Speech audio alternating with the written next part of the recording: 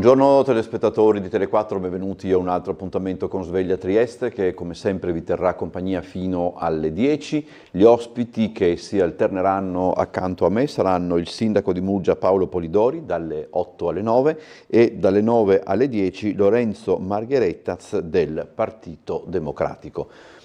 Come sempre, lettura del Piccolo e del Corriere della Sera, a riproposizione di alcuni servizi andati in onda ieri durante il nostro telegiornale. 040 977 8910 è il numero di telefono cui intervenire, svegliatrieste@tele4.it è invece l'indirizzo di posta elettronica a cui potete inviare le vostre mail, potete telefonare ed intervenire quando lo ritenete opportuno. Cominciamo come sempre con uno sguardo al meteo. Vediamo la situazione generale. Nel fine settimana lo sviluppo di una depressione sul sud Italia determinerà l'afflusso di correnti fredde e secche da nord-est. Per oggi cielo in genere variabile, nella notte fino al primo mattino sarà possibile qualche precipitazione sparsa sul settore orientale con quota neve in rapido calo dai 1100-1300 metri ai 500-700 metri. Sulla costa e sulle zone orientali dal mattino soffierà bora moderata con raffiche anche sostenute a Trieste e in attenuazione verso sera. Sulla zona montana e sulla pianura, specie pordenonese, nella notte fino al mattino soffierà vento sostenuto da nord o nord-ovest. Le temperature minime verranno raggiunte in serata.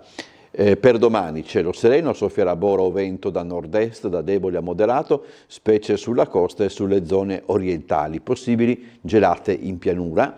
Guardiamo anche verso domenica, cielo sereno, soffierà vento moderato sostenuto da nord-est, specie sulla zona montana e sulle zone orientali, gelate notturne in pianura.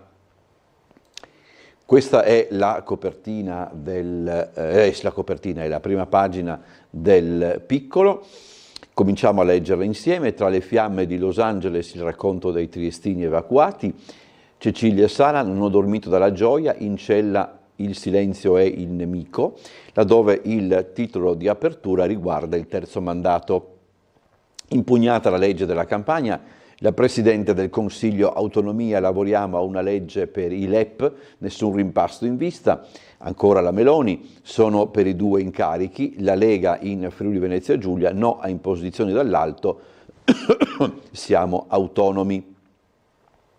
Rizzetto, Fratelli d'Italia, Meloni chiara, l'opposizione avvilente e infine un commento di Massimiliano Panarari, una regina con la sindrome dell'assedio. Di spalla, corsa al nuovo rettore, 2 candidate per il dopo di Lenarda, stanziati 3 milioni per i lavori alla Risiera, rapina in casa, anziana viene colpita con una padella.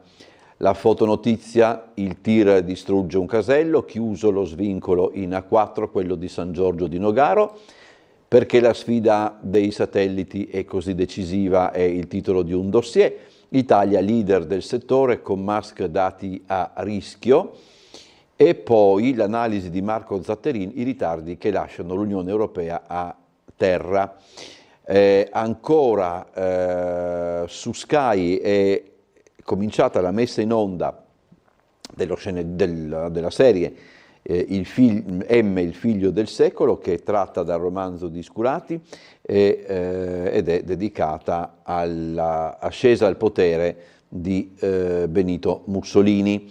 Sapete che ci sono anche tutte le polemiche per le dichiarazioni dell'interprete Luca Marinelli, che dice: io, essendo di famiglia antifascista, ho avuto dei seri problemi ad affrontare questo ruolo. E questa dichiarazione, francamente un po' improvvida, ha scatenato tutta una serie di polemiche, per non dire di commenti sui social abbastanza pesanti, per dire la verità. Andiamo adesso alla lettura invece della prima pagina del Corriere della Sera. Eccola qua. Ingrandiamo così leggiamo meglio un po' tutti. Allora, ascolti in crescita per la 7, quarta in prime time, vince la nostra identità, dichiara Urbano Cairo, che è anche l'editore del Corriere della Sera. Questo. Ringo Starr torna al country, ce ne faremo una ragione. Musk e le tasse, sfide di Meloni, non è un pericolo per la democrazia, Soros invece sì. Nel 2025 un segnale al ceto medio, la Premier che ha incontrato la stampa nella conferenza di inizio anno, grande emozione la liberazione di Cecilia Sala, falsità su mia sorella, strategia, Salvini al Viminale no al rimpasto. Allora, servizi segreti, Rizzi, nuovo capo al posto di Belloni, ancora Cecilia Sala, in cella il nemico è il silenzio, le fiamme e il terrore, la grande fuga da Los Angeles, oltre 180.000 gli evacuati, sono 10 i morti secondo insomma, degli aggiornamenti, anche Hollywood colpita dagli incendi, distrutte le case di Paris Hilton e Billy Crystal, già 5, sono 10 morti, in realtà migliaia appunto gli evacuati, il presidente Biden cancella il viaggio in Italia. Allora, è tornata la nota, il caffè di Massimo Gramellini, che adesso come sempre leggiamo assieme per incominciare il nostro venerdì. Se non fosse già impegnato a cambiare il cosmo e a vendere satelliti all'Italia, sottoporrei all'ambasciatore dei Visitors Elon Musk un quesito terra-terra. Dal suo punto di vista di agente alieno sotto copertura in missione tra gli umani per studiarne usi e costumi, come ritiene possibile che proprio la patria delle nuove tecnologie, la costa occidentale degli Stati Uniti, non sia capace di domare un incendio? Quali speranze evolutive può avere la razza umana che lui ha deciso di salvare se persino il quartiere con la più alta concentrazione di ricchi e famosi del pianeta, Sunset Boulevard, si è lasciato divorare dalle fiamme e dall'incuria? Non trova assurdo che gli abitanti di Hollywood, a parole così sensibili con le campagne ambientali, abbiano impunemente issato le loro regge a ridosso di boschi giganteschi? E non trova ancora più assurdo, lo ha ricordato Federico Rampini, che nello Stato più benestante d'America nessuna autorità si sia mai presa la briga di investire qualche milione di dollari per interrare la foresta di cavi elettrici che penzolano da ogni palo e angolo di strada? C'è un'incoerenza in tutto questo che confina con la stupidità e fa a pugni con l'idea consolatoria che chi è socialmente e tecnologicamente evoluto riesca ad affrontare le sfide della natura meglio degli altri. Invece dentro ogni creatura umana convivono un genio e un imbecille. Musk è seriamente intenzionato a estirpare uno dei due, solo che ancora non si è capito quale. Insomma, torniamo a questo punto alla lettura del Piccolo e procediamo con le pagine immediatamente successive alla prima. Allora, Meloni e le candidature alle regionali, l'opzione Fratelli d'Italia considerata ovunque, la Presidente del Consiglio sono per il limite dei 2 mandati, ma sul punto non c'è accordo nella maggioranza. Il governo impugna la legge De Luca e il Carroccio non siamo d'accordo, le opposizioni incalzano, stop all'avvilente dibattito, Vannacci 10 anni di governo sono sufficienti e poi c'è appunto la presa di posizione della Lega in Friuli Venezia Giulia. Il segretario regionale Dreosto avverte che la partita non è chiusa per il bene del territorio. Rizzetto, responsabile Fratelli d'Italia, la Premier è stata chiara, niente velocità differenti nel paese. Ci sono, vediamo se ci sono, no, figuriamoci, no, non ci sono altre. In Forza Italia Sandra Savino,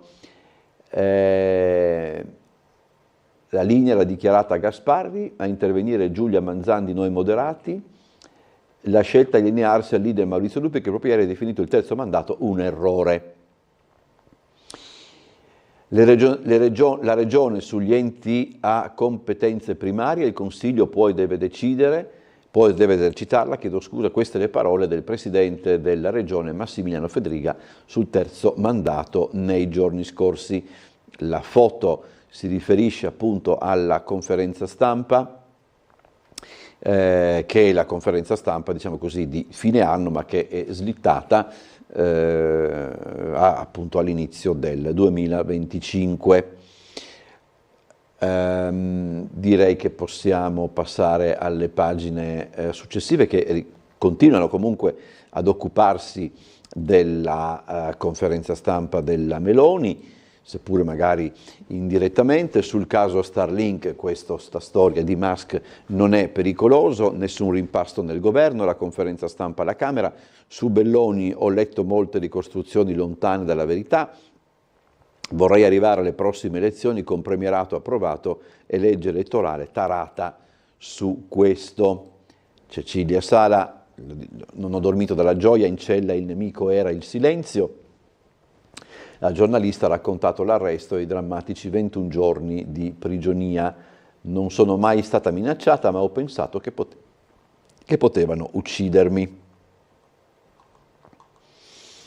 Allora, sostegno all'occupazione, da Roma a oltre 55 milioni, la cifra contenuta nel decreto approvato dalla conferenza Stato-Regioni. Savino, l'Infa al tessuto economico e produttivo del Friuli Venezia Giulia, aiuto ai lavoratori e alle imprese in una fase cruciale per la crescita. Torniamo un attimo al Corriere della Sera, andiamo anche in questo caso alle pagine immediatamente successive alla prima, ed è la questione Sala, no, sempre, chiedo scusa, è sempre invece la conferenza stampa della Meloni. Per Sala emozione grande, Musk pericoloso lo è invece Florida, lo è invece Soros. Stavo già leggendo il sommario sottostante. Allora, per quanto riguarda la visita da Donald Trump in Florida, nega un coinvolgimento nel caso Sala. Abbiamo parlato del quadro generale senza entrare nello specifico dei singoli dossier. La Premier è intervenuta sulla questione Starlink, ribadendo che il governo non ha firmato alcuna intesa con SpaceX di Elon Musk. Valuto gli investimenti stranieri solo con la lente dell'interesse nazionale, non delle amicizie. Sono fiera poi che il piano Mattei stia raccogliendo sempre maggiore interesse e consenso. I paesi che noi abbiamo individuato per allargare il progetto sono Angola, Ghana, Mauritania, Tanzania e Senegal. Valuterò se ricandidarmi nel 2027. Allora, la difesa della sorella. Mi ha incuriosito questo continuo voler raccontare attorno alla figura di Arianna Meloni cose che non erano vere alla prova dei fatti. Penso che ci possa essere a livello politico l'idea di gettare fango. C'è un botta risposta sui compensi, la legge anti-Renzi, che praticamente penso che limiti i compensi dei politici per... eccono qua. Dice la Meloni: ritengo sia assolutamente normale che si vieti a chi ricopre incarichi di governo o rappresenti gli italiani in Parlamento di prendere soldi da stati esteri, segnatamente esterni all'Unione Europea. Renzi dice che non è l'unico e che ci sono diversi ex primi ministri che hanno questa attività all'estero. Vero, tutti di sinistra tra l'altro, aggiunge Meloni, però la differenza fondamentale è che tutti gli altri hanno avuto la buona creanza di lasciare il Parlamento. C'è la replica di Renzi che ha detto, Meloni ha detto la verità quando ha finalmente ammesso che la norma ad personam è stata fatta contro di me all'improvviso per farmi smettere di fare il parlamentare. Ha detto una bugia quando ha detto che le conferenze le fanno solo quelli di sinistra. Theresa May e Boris Johnson, solo per fare due esempi, le fanno da membri del Parlamento inglese ed esponenti del Partito Conservatore. Quello che faccio è pubblico, trasparente e regolare, ma rassicuro la Meloni, continuerò a fare il parlamentare di opposizione rispettando tutte le leggi di questo Paese.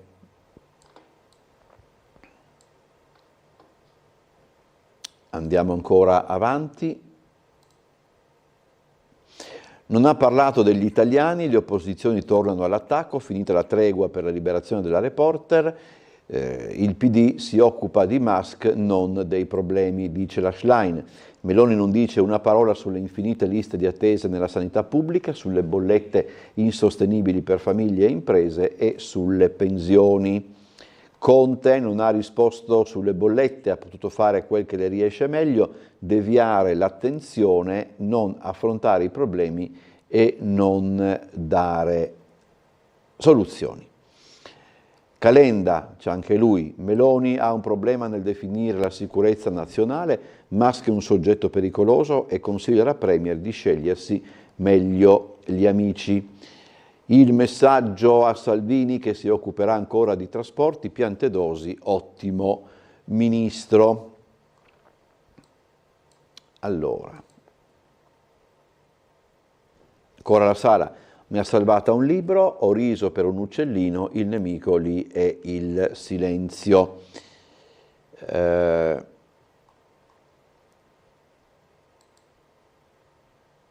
Ancora, sempre per quanto concerne la Sala. Allora, Biden annulla il viaggio a Roma, gli incendi fermano l'ultima trasferta del leader uscente che doveva anche salutare Zelensky.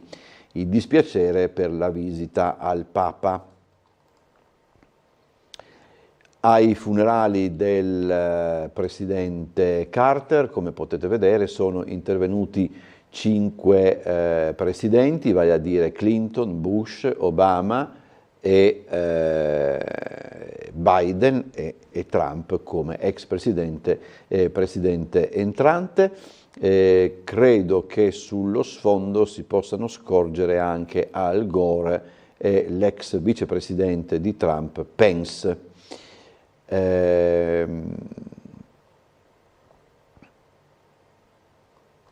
Andiamo ancora avanti con il Corriere della Sera.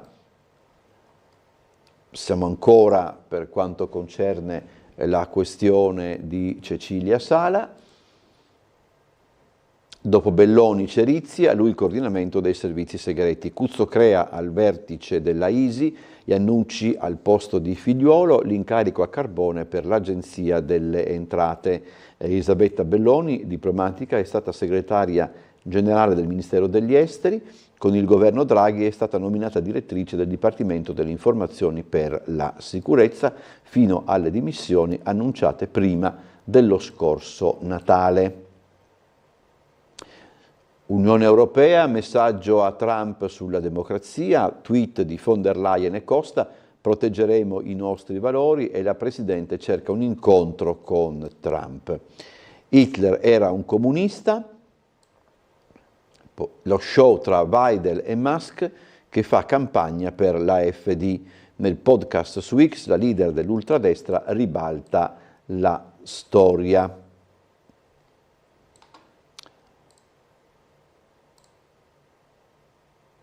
E qui si parla anche sul Corriere della Sera del terzo mandato, ma vedo che è pronto il collegamento con la sala operativa della polizia locale, per cui cedo la linea a chi ci sta aspettando. Buongiorno. Buongiorno a voi e a tutti i telespettatori, e in linea l'assistente Cernecca. Cernecca, buongiorno, ormai dalla voce ho incominciato a riconoscerla. Buongiorno. Che cosa ci racconta? La notte è tutto tranquillo, spero. Allora, la notte è passata abbastanza tranquilla, abbiamo fatto un rilievo di un sinistro stradale con un ferito, ma sembra senza gravi conseguenze, e alcuni interventi soprattutto per delle soste irregolari. Attualmente abbiamo invece la segnalazione di 2 sinistri, uno in via della Guardia, intersezione via Caprin, quindi ci sono un po' di disagi alla circolazione, e anche uno in viale Campi Elisi all'uscita della grande viabilità, dove sono anche presenti nel stesso sito i vigili del fuoco, in quanto un ramo è caduto in carreggiata. Comunque siamo sul posto in entrambi i siti con le nostre pattuglie. Okay. E per quanto riguarda il resto, della viabilità nel comune, vediamo che non ci sono rallentamenti al momento. Ricordo chiaramente come sempre in questi giorni la chiusura della galleria Sandrinelli, sì, per cui gli utenti, se trovano un percorso alternativo, diciamo che chi deve passare in quella zona, se riesce a trovare un percorso alternativo tanto meglio, piuttosto che imbottigliarsi nelle solite vie tra Via del Bosco, magari galleria, la galleria San Vito, sarebbe cosa gradita anche dalle nostre pattuglie sul posto, che chiaramente sono lì per la viabilità. Mancano pochi giorni però ancora fino a domenica, se tutto è proceduto dovrebbe regolarmente. essere fino a domenica, sempre che appunto per diciamo esigenze di lavoro il tutto è prorogato magari ancora per qualche giorno, però in teoria dovrebbe terminare domenica. Oggi sono previsti alcuni lavori anche di potatura, ma riguardano la via Revoltella, e ricordo anche in via dei Fabbri ci sono dei divieti temporanei per il teatro. Essendo una giornata diciamo piovosa o quantomeno umida, ricordo anche di fare attenzione ai veicoli a due ruote, in quanto l'asfalto stradale risulta bagnato, umido, e quindi magari fare attenzione diciamo nella circolazione. Altre cose non avrei. Le faccio una domanda che può sembrare stupida, in questi giorni non ce ne siamo occupati, ma io la pongo oggi perché così, se è una domanda sciocca, potrò essere scusato perché appena svegliato, ma comunque no. In galleria possono comunque transitare i pedoni? Guardi, allora io adesso guardo un attimo sull'ordinanza, ma mi consta che dovrebbe essere il divieto di transito per i veicoli, immagino, visto i lavori che dovrebbero anche essere sulla in carreggiata, così immagino che potrebbe essere anche per i pedoni, ma onestamente dovrei. Mi è venuto in mente stamattina, arrivando, delle volte uno pensa delle cose, sarebbe meglio anche. Guardi, le posso dire che ho qui proprio l'ordinanza, ma parla esclusivamente di veicoli. Di veicoli. Però ripeto, se il tratto interessa anche la zona del marciapiede, sui lavori chiaramente per i pedoni sarebbe abbastanza difficoltoso il transito, anche se sulle ordinanze chiaramente non è riportata questa cosa. Perfetto.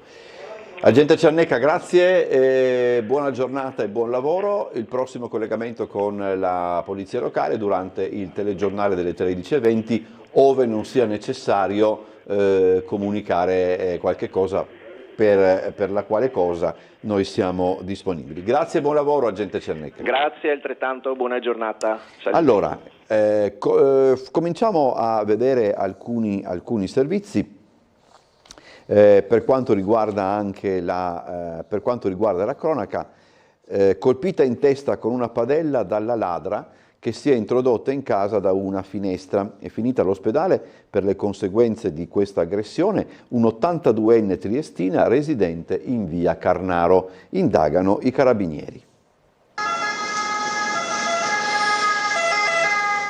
Dammi tutti i soldi che hai, poi colpisci in testa l'anziana padrona di casa con una padella. È finita così l'intrusione di una ladra in una villetta di via Carnaro, a pochi passi dal palazzetto dello sport di Chiarbola, in una sorta di terra di mezzo fra il popoloso rione e l'accesso alla camionale, dove una fuga in auto tempestiva non può che mettere in difficoltà le forze dell'ordine. La tentata rapina è avvenuta attorno alle 23 di ieri sera, quando la ladra, a volto coperto, ha fatto il suo ingresso in casa dopo aver forzato una finestra. L'82enne è stata svegliata dal gran baccano fatto dalla malintenzionata, evidentemente non una professionista del crimine. Dunque, una volta scorta la figura che si muoveva verso la cucina, ha tentato di fermarla, ma per tutta risposta la donna prima gli ha intimato di consegnargli i soldi, poi l'ha colpita con il grosso tegame. Della ladra i carabinieri, intervenuti poco più tardi, non hanno trovato traccia, mentre l'anziana è stata trasferita all'ospedale di Cattinara per curare l'ematoma provocatole dal colpo in testa ed escludere conseguenze più gravi con una TAC. Dopo una notte passata in osservazione, l'82enne è stata riaccompagnata a casa, mentre gli specialisti dell'Arma hanno lavorato sia all'interno dell'abitazione, dove apparentemente non ci sono ammanchi,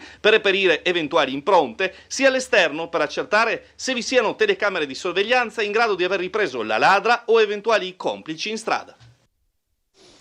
Già che ci siamo, continuiamo con la cronaca, magari poi vi accenneremo nuovamente leggendo il piccolo. Ruba un rotolo di gratta e vinci, un cliente del bar tenta di fermarlo ma riesce comunque a scappare. Il ladro, un italiano di mezza età, è stato arrestato in seguito dalla polizia dopo aver riscosso la vincita per uno dei tagliandi in una ricevitoria del centro. Il fatto è successo l'altra sera al bar Retro di Riva Nazario Sauro a Trieste.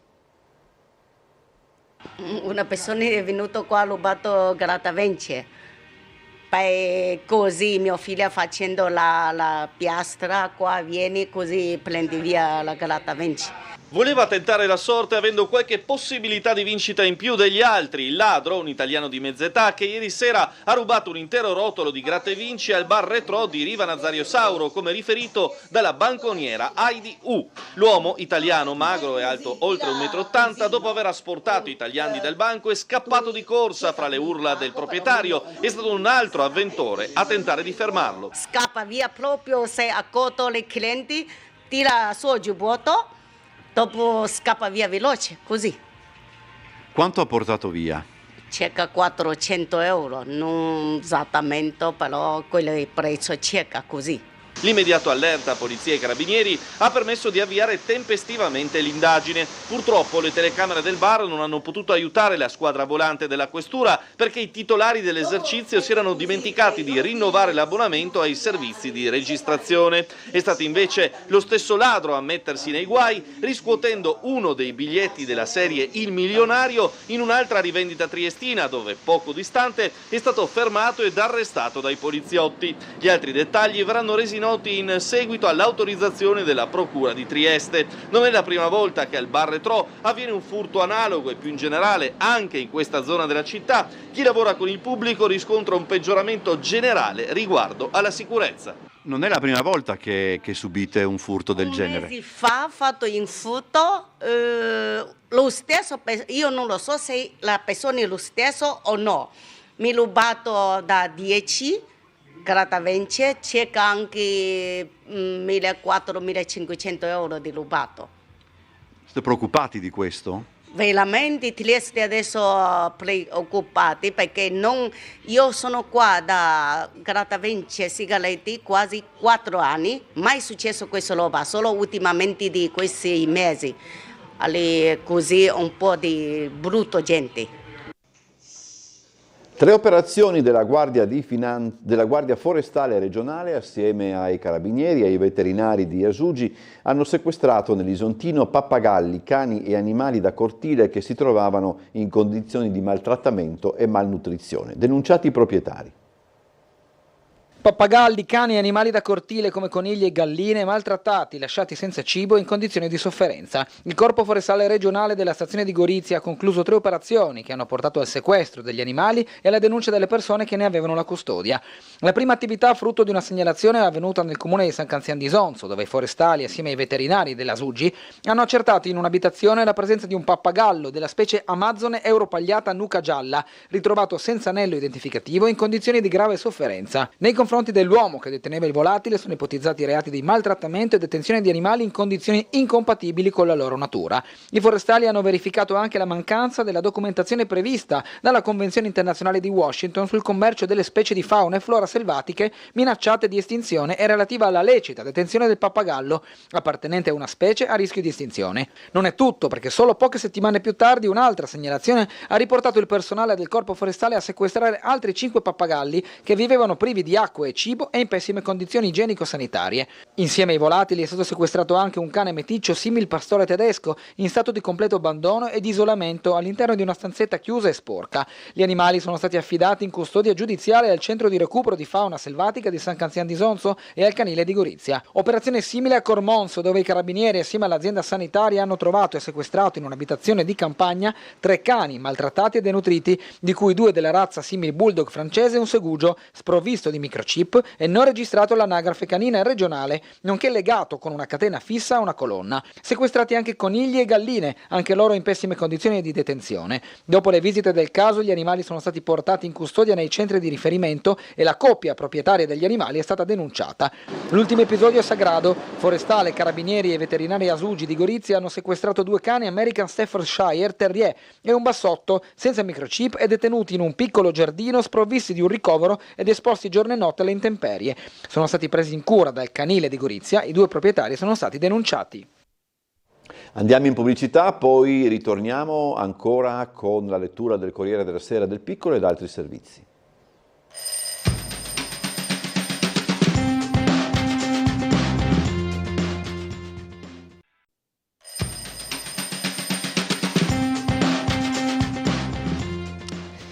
Allora, eccoci di ritorno, continuiamo a leggere il Corriere della Sera, dove si parla in questa pagina del terzo mandato. Il governo fa ricorso, abbiamo già visto leggendo il Piccolo, ma comunque impugnata la legge Campana pro De Luca, c'è il dissenso della Lega, deciderà la Corte Costituzionale.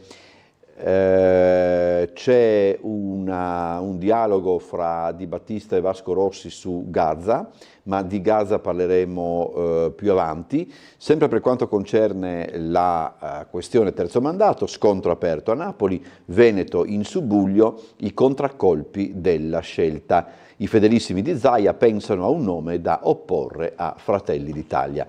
Torniamo un attimo alla lettura del Piccolo e proseguiamo. Il prefetto Rizzi, il nuovo capo del DIS, protagonista delle inchieste a nord-est, brucia Los Angeles, roghi fuori controllo, devastato l'iconico Sunset Boulevard. Disastro, i corregionali e l'incubo Los Angeles. Dov'è che l'attrice Heller racconta di aver dormito con la borsa pronta in caso di arrivo dell'ordine di evacuazione. C'è anche Daniele Auber che dice: non si è mai vista una situazione così grave, il vento ancora non si placa, il cielo è coperto dal fumo, gli incendi sono divampati ovunque, è uno scenario apocalittico. Anche Auber è stato costretto all'evacuazione dalla sua casa sulle colline di Hollywood. Seguo con apprensione quello che sta accadendo, purtroppo sembra che questo quadro meteorologico caratterizzato da venti forti sia destinato a durare ancora qualche giorno. Le raffiche non permettono agli aerei di volare per tentare di spegnere i fuochi, l'estensione che hanno raggiunto è così imponente che i vigili del fuoco non sono sufficienti per fermare tutto. Allora, vediamo, c'è anche il nostro amico Berlini, Riccardo Berdini, che commenta il disastro, è un disastro. Allora, vediamo, credo che di questo se ne occupa anche il Corriere della Sera, credo che possiamo passare all'altro quotidiano. Eccolo qua. Los Angeles divorata dalle fiamme, è difficile contare le vittime, in fumo 11.000 ettari, dispiegati 1.400 pompieri e 400 detenuti. Polemiche sui soccorsi e sulla sindaca. Allora, qui ci sono delle immagini abbastanza eloquenti. Le fiamme avvolgono in particolare i quartieri di Pacific Palisades, Altadena e Malibu. Nelle foto a fianco le case sulla spiaggia ridotte in cenere, la pioggia di scintille ad Altadena, che è questo, gli elicotteri che generano acqua sulle colline, poi c'è anche la scritta Hollywood che è minacciata e delle Palisade resta solo cenere, a rischio anche Santa Monica e le colline di Hollywood, scheletri neri di lamiera ricordano le Porsche vintage e le Tesla distrutte nei vialetti. Fra l'altro, per quanto riguarda le questioni insomma, più meramente diciamo così, economiche, dicono che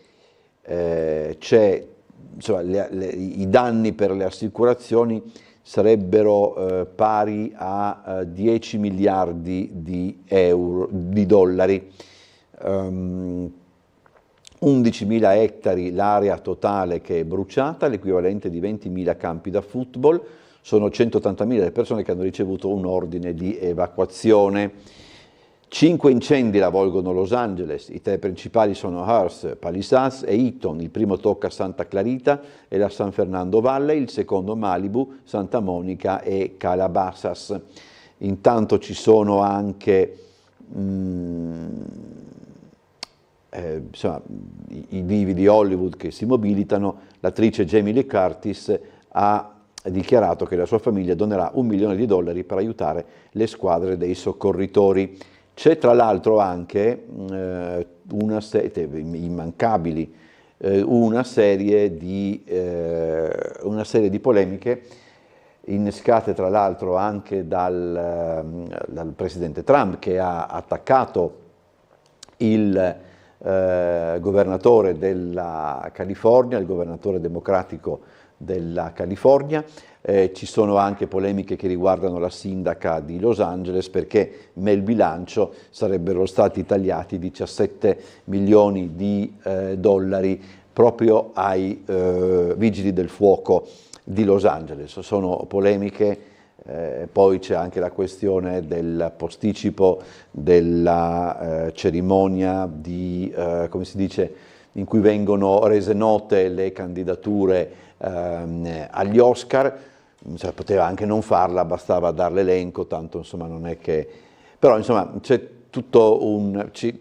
addirittura chi dice non teniamo le cerimonie, perché questa è anche la stagione dei premi, dice non teniamo le cerimonie e doniamo in aiuto, insomma, nella raccolta fondi, i soldi che sarebbero derivati dalle cerimonie, e qui la vedo piuttosto complicata e piuttosto difficile, perché insomma è facile capire anche per quali ragioni. Dunque, siamo ancora alla politica estera per quanto concerne il Corriere della Sera. Tra l'altro vi ricordo i nostri ospiti.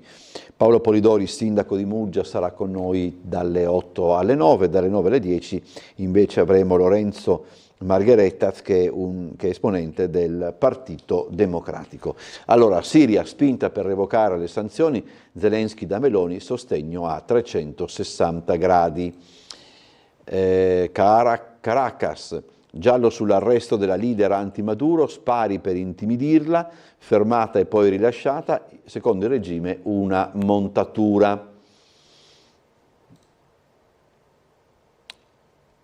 Qui siamo tornati alle cronache interne.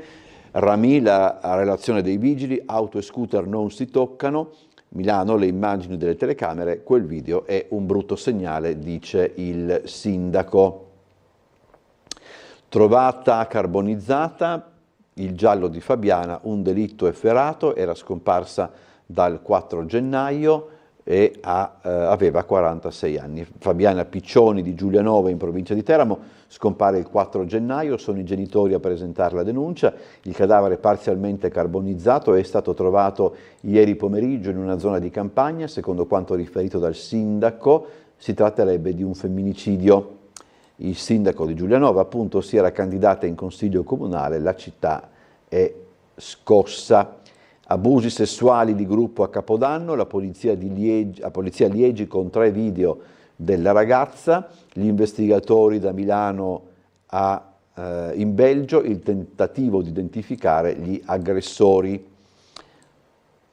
16 anni di carcere per il tentato omicidio in concorso. La ragazza Sara Cherici con altri amici, di cui 3 minorenni, Nella notte tra il 20 e il 21 gennaio del 2023 aveva lanciato una bicicletta dall'alto dell'Argine dei Murazzi, ferendo in modo gravissimo lo studente Mario Glorioso che aspettava di entrare in un locale. È giusto che io paghi ma non così, ha commentato Cherici subito dopo la lettura della sentenza. Il Legati, vigilante e governante, il re dei banditi armati nella villa di Maria Sole Agnelli. La sorella 99enne dell'avvocato dormiva, portata via la cassaforte. I rapinatori sono entrati in azione nella notte tra il 7 e l'8 gennaio nella villa di Maria Sole Agnelli a Torre in Pietra nelle campagne a ovest di Roma. Un vigilante privato a guardia della villa e la governante sono stati legati mentre la padrona di casa di 99 anni dormiva. Solo qualche ora dopo, quando i due si sono liberati, è scattato l'allarme e sono iniziati le indagini sul colpo. La tenuta si estende per 320 ettari di terreno, rubati orologi e gioielli antichi. Allora, incerto l'ammontare del bottino, comunque assai consistente. L'uomo prigioniero del robotaxi, anche l'assistenza era una intelligenza artificiale e non riusciva a fermare l'auto. Arizona, questo è capitato in America, la disavventura di un manager, mi sentivo come in un film. Penso che siamo arrivati sì, alle pagine più di cronaca, insomma, c'è un'intervista con Carolina Morace, avvocato, ex calciatore e poi allenatrice, parlamentare a Bruxelles. Il mio coming out a 56 anni in Italia non ha fatto proseliti, oggi alle calciatrici interessano più i like che le conquiste. Possiamo tornare adesso alla lettura del Piccolo. Volevo arrivare alle pagine di Trieste, per dire la verità, perché abbiamo letto abbastanza dei giornali. Allora, c'è questa corsa al nuovo rettore dell'Ateneo, perché insomma ci siamo quasi, nel senso che a maggio si va al voto per il posto di Lenarda. C'è la professoressa Vianelli, direttrice del Dipartimento di Scienze Economiche, e Ilaria Garofalo, direttore del rettore per l'edilizia ed ex direttrice del Dipartimento di Ingegneria e Architettura. La Vianelli, l'economista, era già in lizza nel 2019, la priorità oggi è la semplificazione, l'ingegnere è stata delegata per l'edilizia negli ultimi 6 anni. Negli stessi giorni è previsto il giudizio da parte dell'ANVUR, che è l'Agenzia Nazionale di Valutazione del Sistema Universitario e della Ricerca. Il rettore dell'università resta in carica per 6 anni e non può essere rieletto. Sicurezza nei cantieri edili, nasce il nuovo osservatorio. Ci siamo occupati anche noi di questa iniziativa che è stata presentata ieri in prefettura nel corso di un incontro con la stampa. Abbiamo intervistato anche fra l'altro il prefetto, perché l'iniziativa parte proprio dalla prefettura. Questo osservatorio è frutto appunto di un protocollo che è stato siglato ieri. Può partire il servizio. Potenziare il contrasto agli infortuni sul lavoro attraverso un accrescimento della cultura della sicurezza, con particolare riferimento alla lotta al lavoro irregolare e all'osservanza delle norme nei cantieri edili. E questo è lo scopo di un protocollo siglato quest'oggi in prefettura, frutto di un lavoro coordinato dallo stesso prefetto Signoriello, avviato su impulso delle organizzazioni sindacali e datoriali del settore. Vogliamo specificamente riuscire ad abbracciare questo ambito del tema della sicurezza nei luoghi di lavoro lavoro, senza dimenticare evidentemente poi gli altri ambiti importanti, tra cui quello dei controlli. Però il focus specifico che si realizza attraverso questo protocollo è quello legato all'accrescimento della cultura della sicurezza nei luoghi di lavoro e quindi certamente fase di prevenzione e non di contrasto. Emanazione diretta del protocollo sarà l'Osservatorio Provinciale Permanente, organismo composto da rappresentanti della Prefettura, della Regione, dell'Università, di Asugi, ITL, INAIL, INPS, dell'Ufficio Scolastico Regionale, della Camera di Commercio, delle associazioni dei lavoratori e dei datori di lavoro e del Comitato Paritetico. Questa è una cifra abbastanza peculiare del modo di lavorare a Trieste. La più parte delle azioni che si svolgono in modo integrato e coordinato, coinvolgendo tutta la rete degli attori istituzionali e sociali. L'osservatorio avrà compiti di studio ed analisi in materia di infortuni e incidenti sul lavoro occorsi sul territorio triestino, redigerà una serie di report annuali ed individuerà buone pratiche e percorsi formativi. Ci eravamo anche interrogati se poi fare un protocollo di carattere generale, ma abbiamo preferito l'idea di qualche cosa di settoriale perché in qualche modo ci dà la possibilità di essere più diretti e meno dispersivi nell'azione concreta. Un ruolo importante sotto il profilo della formazione sarà svolto da Edil Master con compiti istituzionali a favore dei giovani che volessero entrare nel settore, dando vita anche ad iniziative di aggiornamento e corsi in materia di sicurezza. Allora, un paio di mail. Buongiorno Sveglia Trieste, gli appartenenti alla politica quando sono all'opposizione predicano bene, invece quando sono al comando del paese razzolano male, sono al servizio dei potenti a discapito del sociale. Questo scrive Nevio Tull, invece il contributo di Maurizio Prelas, che è piuttosto lungo, dunque difficile da sbrogliare la matassa che riguarda il governo, l'Italia in vista dei servizi che può offrirci Elon Musk, non dovrebbe dividere il centrodestra dal governo dell'opposizione che invece si smarca e critica su questo Fratoianni contro Renzi. È un po' complessa la cosa, anche perché è un po' complessa la stessa questione che riguarda Musk. La mail è veramente troppo lunga, per dire la verità. Allora, torniamo al piccolo, perché appunto c'è la questione della rapina in casa, anziana colpita con una padella, rogo di auto in via Gravisi, la denuncia dei residenti, mesi di atti vandalici. E poi Risiera, lavori in corso, rinnovo di bookshop, ascensore, sala di lettura e spazio conferenze. Poi un progetto dell'assessore Rossi con Foiba ed Enriquez, un percorso sul Novecento. La sala conferenze a Basovizza, un piano sul Museo della Guerra ospitato in via Cumano. Per quanto concerne invece Risiera, resta aperto il nodo della capienza con difficoltà di accesso alle commemorazioni e fra l'altro si sta avvicinando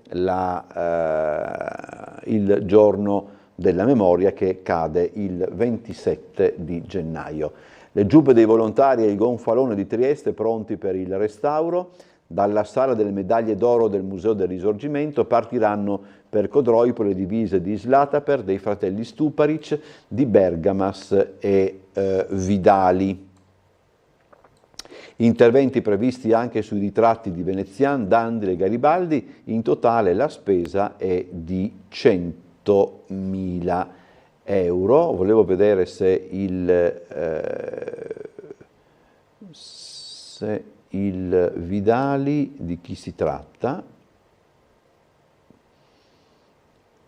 Casomai lo vedo dopo e sarò più preciso. Allora, andiamo avanti sempre con il Corriere della Sera, ci avviciniamo alla pubblicità.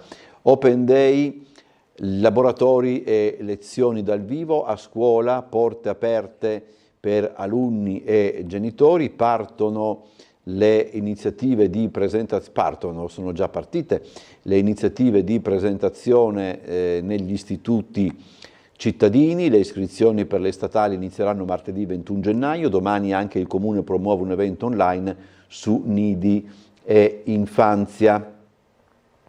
Crescono gli utenti del Delfino Verde in transito verso Muggia e Sistiana, ne parleremo anche poi magari con il sindaco di Muggia Polidori.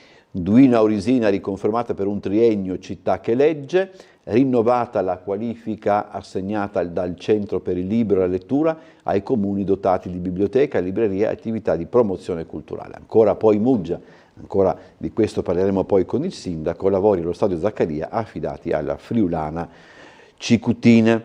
Torniamo ancora agli Open Day, tempi, regole e procedure per scegliere dove studiare, le pratiche si fanno online. Le iscrizioni alle scuole statali di ogni ordine e grado si dovranno effettuare dal 21 gennaio al 10 febbraio. Questi termini per gli istituti di istruzione secondaria di secondo grado, così come per la primaria e per la secondaria di primo grado. Inizieranno già il 13 gennaio invece quelli per i bimbi più piccoli di nidi e infanzia. Ancora avanti, siamo alle pagine dei commenti che introducono alle pagine di cultura. Ecco qua, Fattore M, la serie del secolo. Ingrandiamo così leggiamo un pochettino meglio. Arriva oggi su Sky e Now la prima puntata del film di Joe Wright con Luca Marinelli, girato a Gorizia, Udine e Trieste in Portovecchio. Accanto a Marinelli brilla un cast a partire da Barbara Chicchiarelli nei panni di Margherita Sarfatti. Nel ruolo di Giacomo Matteotti c'è Gaetano Bruno, Vincenzo Nemolato e nei panni di Vittorio Emanuele III. La serie M, il figlio del secolo, già applauditissima alla scorsa mostra del cinema di Venezia, racconta soprattutto che se la democrazia abbassa la guardia può essere fin troppo facile passare dal potere alle barbarie. C'è molta attesa per appunto questa miniserie e girata appunto anche nel nostro paese. Da convinto antifascista, torniamo alla polemica, il protagonista Marinelli ha dichiarato che per lui è stata una vera sfida anche interiore, e con tutte le polemiche che appunto tutto ciò ha comportato. Qui ci sono altre, come si chiama? È la pagina appunto degli appuntamenti. Torniamo allora, andiamo anche qui verso la chiusura alla pagina torniamo al Corriere della Sera. Adesso vorrei arrivare anche qui alla pagina, vediamo se è quella che intendo io. No, perché parlando proprio di serie televisive, c'era una critica piuttosto velenosa di Aldo Grasso alla serie su Leopardi, che avrei potuto contrapporla appunto alla serie su Mussolini, perché sono due modi completamente diversi di approcciare un argomento, di approcciare una biografia televisiva. Invece, ricordando Rino Tommasi, il giornalista e telecronista di tennis e box, soprattutto scomparso qualche giorno fa, Aldo Grasso ricorda le telecronache che Rino Tommasi e Gianni Clerici facevano, insomma, diciamo, soprattutto per quanto riguarda il tennis, rendendo omaggio a questo modo di raccontare lo sport. Dopo di loro, dice Aldo Grasso, solo tristi epigoni fatalmente. Allora, siamo arrivati alle 8, quindi siamo in orario di pubblicità. Subito dopo avremo con noi il primo dei due ospiti, il sindaco di Muggia Paolo Polidori. Il secondo ospite sarà con noi dalle 9 alle 10 e sarà l'esponente del Partito Democratico Lorenzo Margheretta. Dopo la pubblicità, il sindaco di Muggia Paolo Polidori.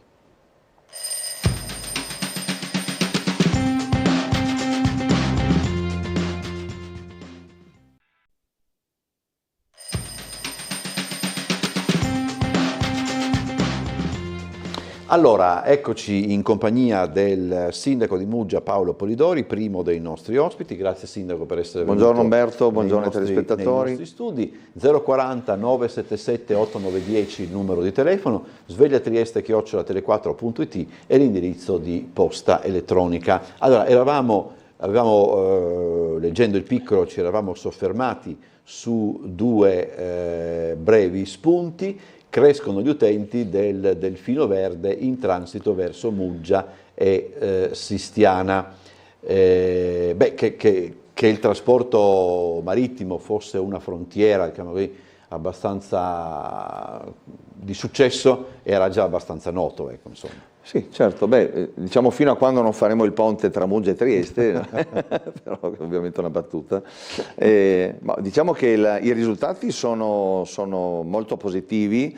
Si parla in percentuale di un 3%, però vedete i numeri devono essere interpretati, perché il 3% su un numero già grande di 145.000 persone, mi pare, trasportate in un anno, 150.000 trasportati in un anno, vuol dire che c'è un incremento di 4.500 passeggeri all'anno, cosa che non è poca, visto che già i livelli alti dello scorso anno. Questo significa che è una linea produttiva da un certo punto di vista, ma è una linea che dà un servizio eccellente. Io posso dire, nel mio piccolo ho mia figlia che va al nautico e la porto ogni mattina a prendere il delfino, quindi non è soltanto una questione turistica, sono tantissimi studenti che prendono da Muggia che vanno a Trieste, ma anche lavoratori che usufruiscono di queste linee. Quindi diciamo che è un servizio insostituibile, anzi che va incrementato, perché oltre al fatto di creare un servizio per Muggia e indirettamente anche al litorale, insomma, se vogliamo spostarci dalla parte nostra, litorale che soprattutto d'estate viene preso d'assalto ormai da tantissime persone, tantissimi triestini ma anche non. Quel tratto lì deve essere incrementato, infatti stiamo riprendendo il discorso anche con la Regione per quanto riguarda la linea che da Muggia va a Boa Beach, cioè verso Lazzaretto, quindi fare la linea costiera, e tra l'altro con la novità che la prima e l'ultima corsa abbiamo chiesto che sia da Trieste a Muggia e da Muggia a Trieste la sera, cioè Trieste a Muggia la mattina, in modo tale da far venire direttamente le persone senza il cambio, no, a Muggia, direttamente a Trieste per andare sul nostro litorale e di sera di riprendere lo stesso traghetto nello stesso posto senza far tappa a Muggia e andare direttamente a Trieste. Secondo me è una linea che ha il suo significato, avrà il suo bacino di utenza. Su questo stiamo già lavorando per quanto riguarda questa è la prossima estate, per cui penso che su questa linea andremo ad avere dei buonissimi risultati, anche perché i margini di incremento secondo me sono tanti. Abbiamo una telefonata, buongiorno. Eccomi qua per rompere il ghiaccio e buongiorno, la rivista signora Paola e la regia logicamente che fa un lavoro utilissimo mi manda in onda. Buongiorno gentile Umberto. Buongiorno Claudio. E caro amico sindaco Paolo. Carissimo Claudio, buongiorno. Buongiorno. Allora, ho letto sulle segnalazioni che diverse persone si sono complimentate per il bellissimo Natale trascorso a Muggia. Hai visto anche te? Sì. Ecco, altresì ottimo lavoro fatto a Piscelon. Ti confermi, caro sindaco, l'uomo del fare. Ora mi piacerebbe vederti, e non solo a me, credo a Trieste, che sei stato ottimo vice sindaco. So che il 2025 sarà un anno impegnativo per Muggia. Devi risolvere, tra virgolette, la situazione della criticità della volta del Cugnan E poi il vero cambiamento sarà la nuova galleria come da programma elettorale che la Regione ha, mi pare, contribuito molto sostanzialmente. Infine gli impianti sportivi. Passando per lo sport, a te che sei tifoso dell'Unione, lode a Mister Tesser, un galantuomo amato da Trieste prima che allenatore vincente. E lui, per conto mio, attualmente il vero leader in società. Ci sono allenatori bravi e quelli vincenti. Lui lo è. Infine ti chiedo, ho letto che Adriaport investe sul territorio e sostiene lo sport a Muggia. Mi dai maggiori informazioni? Grazie e buon lavoro. Temo che se mi ricevi prossima settimana verrò a trovarti. Ciao. Molto volentieri, caffè offerto già, eh? Non permetterti di offrirmi il caffè, te lo devo offrire io perché saremo a casa mia. Quindi aspetto, Claudio, devo dire la verità, ha praticamente fatto già la trasmissione, perché con gli spunti, tra l'altro sempre precisi, ma super informato e non sono domande banali, e anzi sono questioni veramente importanti. Intanto ringrazio per l'endorsement come sindaco di Trieste, ma devo dire che la verità, cioè, a parte la questione è molto complessa e ovviamente, come si è visto, investe non solo Trieste ma la regione, se non addirittura gli equilibri in Italia per quanto riguarda il centrodestra, ma insomma sono questioni talmente in là nel tempo dal punto di vista politico, 2 anni possono essere un'era geologica, no? Tradotte. E quindi resta e prendo cara l'apprezzamento da parte di Claudio, devo dire anche da parte di tante persone, ma io mi trovo bene a Muggia, sto facendo un lavoro, mi sto impegnando tantissimo a Muggia, poi speriamo che i risultati li stiamo già portando a casa, tanta carne, tantissima carne al fuoco, e quindi diciamo io sono già soddisfatto di lavorare per una bellissima cittadina come questa, molto complessa perché una Muggia, se io faccio il paragone con una città di pari abitanti della Bassa Friulana, dove non ci sono le mareggiate, non c'è l'acqua alta, non c'è il dissesto idrogeologico, non c'è il confine con la rotta balcanica, insomma, no? Mi pare che è una buonissima palestra per poi andare a governare qualsiasi altra città. Questa ovviamente è una mezza battuta.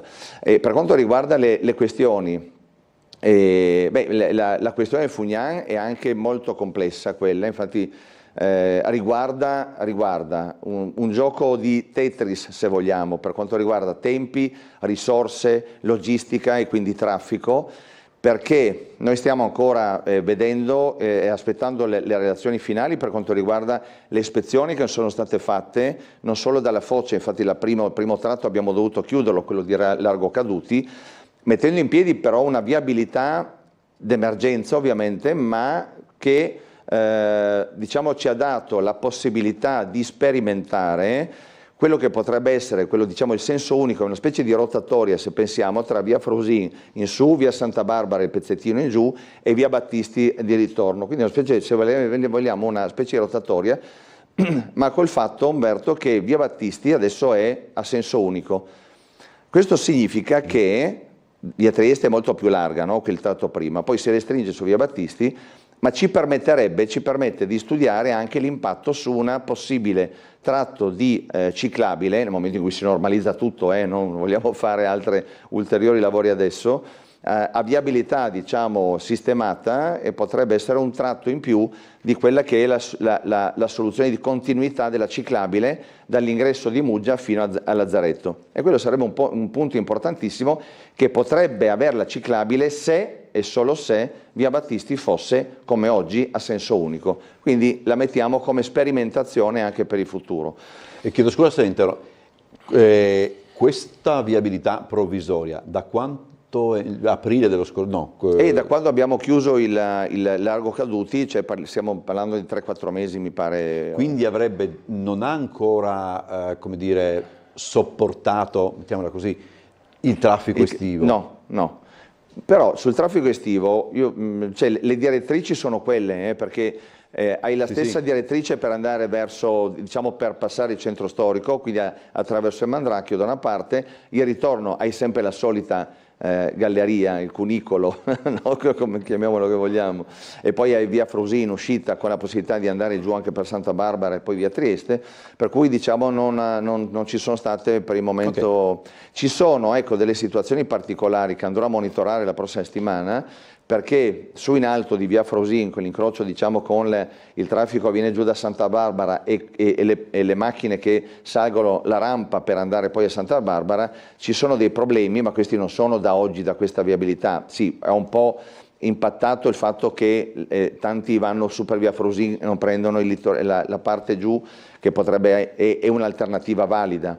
Però ci sono dei momenti in cui mi dicono che soprattutto il traffico da Santa Barbara ha difficoltà a defluire.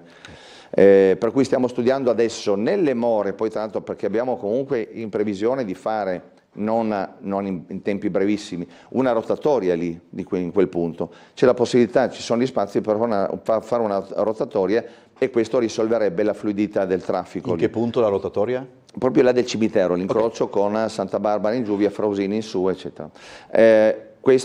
La rotatoria ovviamente è una cosa che va in là nel tempo, ma il fatto di mettere in via sperimentale un cartello di stop per le macchine che arrivano su da via Frausin permetterebbe di dare il via libera all'unica macchina teoricamente che frena tutte le altre che gira a sinistra per andare a Santa Barbara. Chi conosce quell'incrocio sa di cosa sto parlando, anche se sembra un po' complesso, e darebbe quindi la possibilità di far defluire il traffico perché arriva in su dalla rampa e darebbe il tempo per quelli che scendono da Santa Barbara per defluire e andare verso Trieste. E sarebbe in via sperimentale, ma prima voglio vedere una settimana intera nella ora di punta, diciamo tra le 7:20 e le 8, che cosa succede, no? E quindi che cosa si può fare.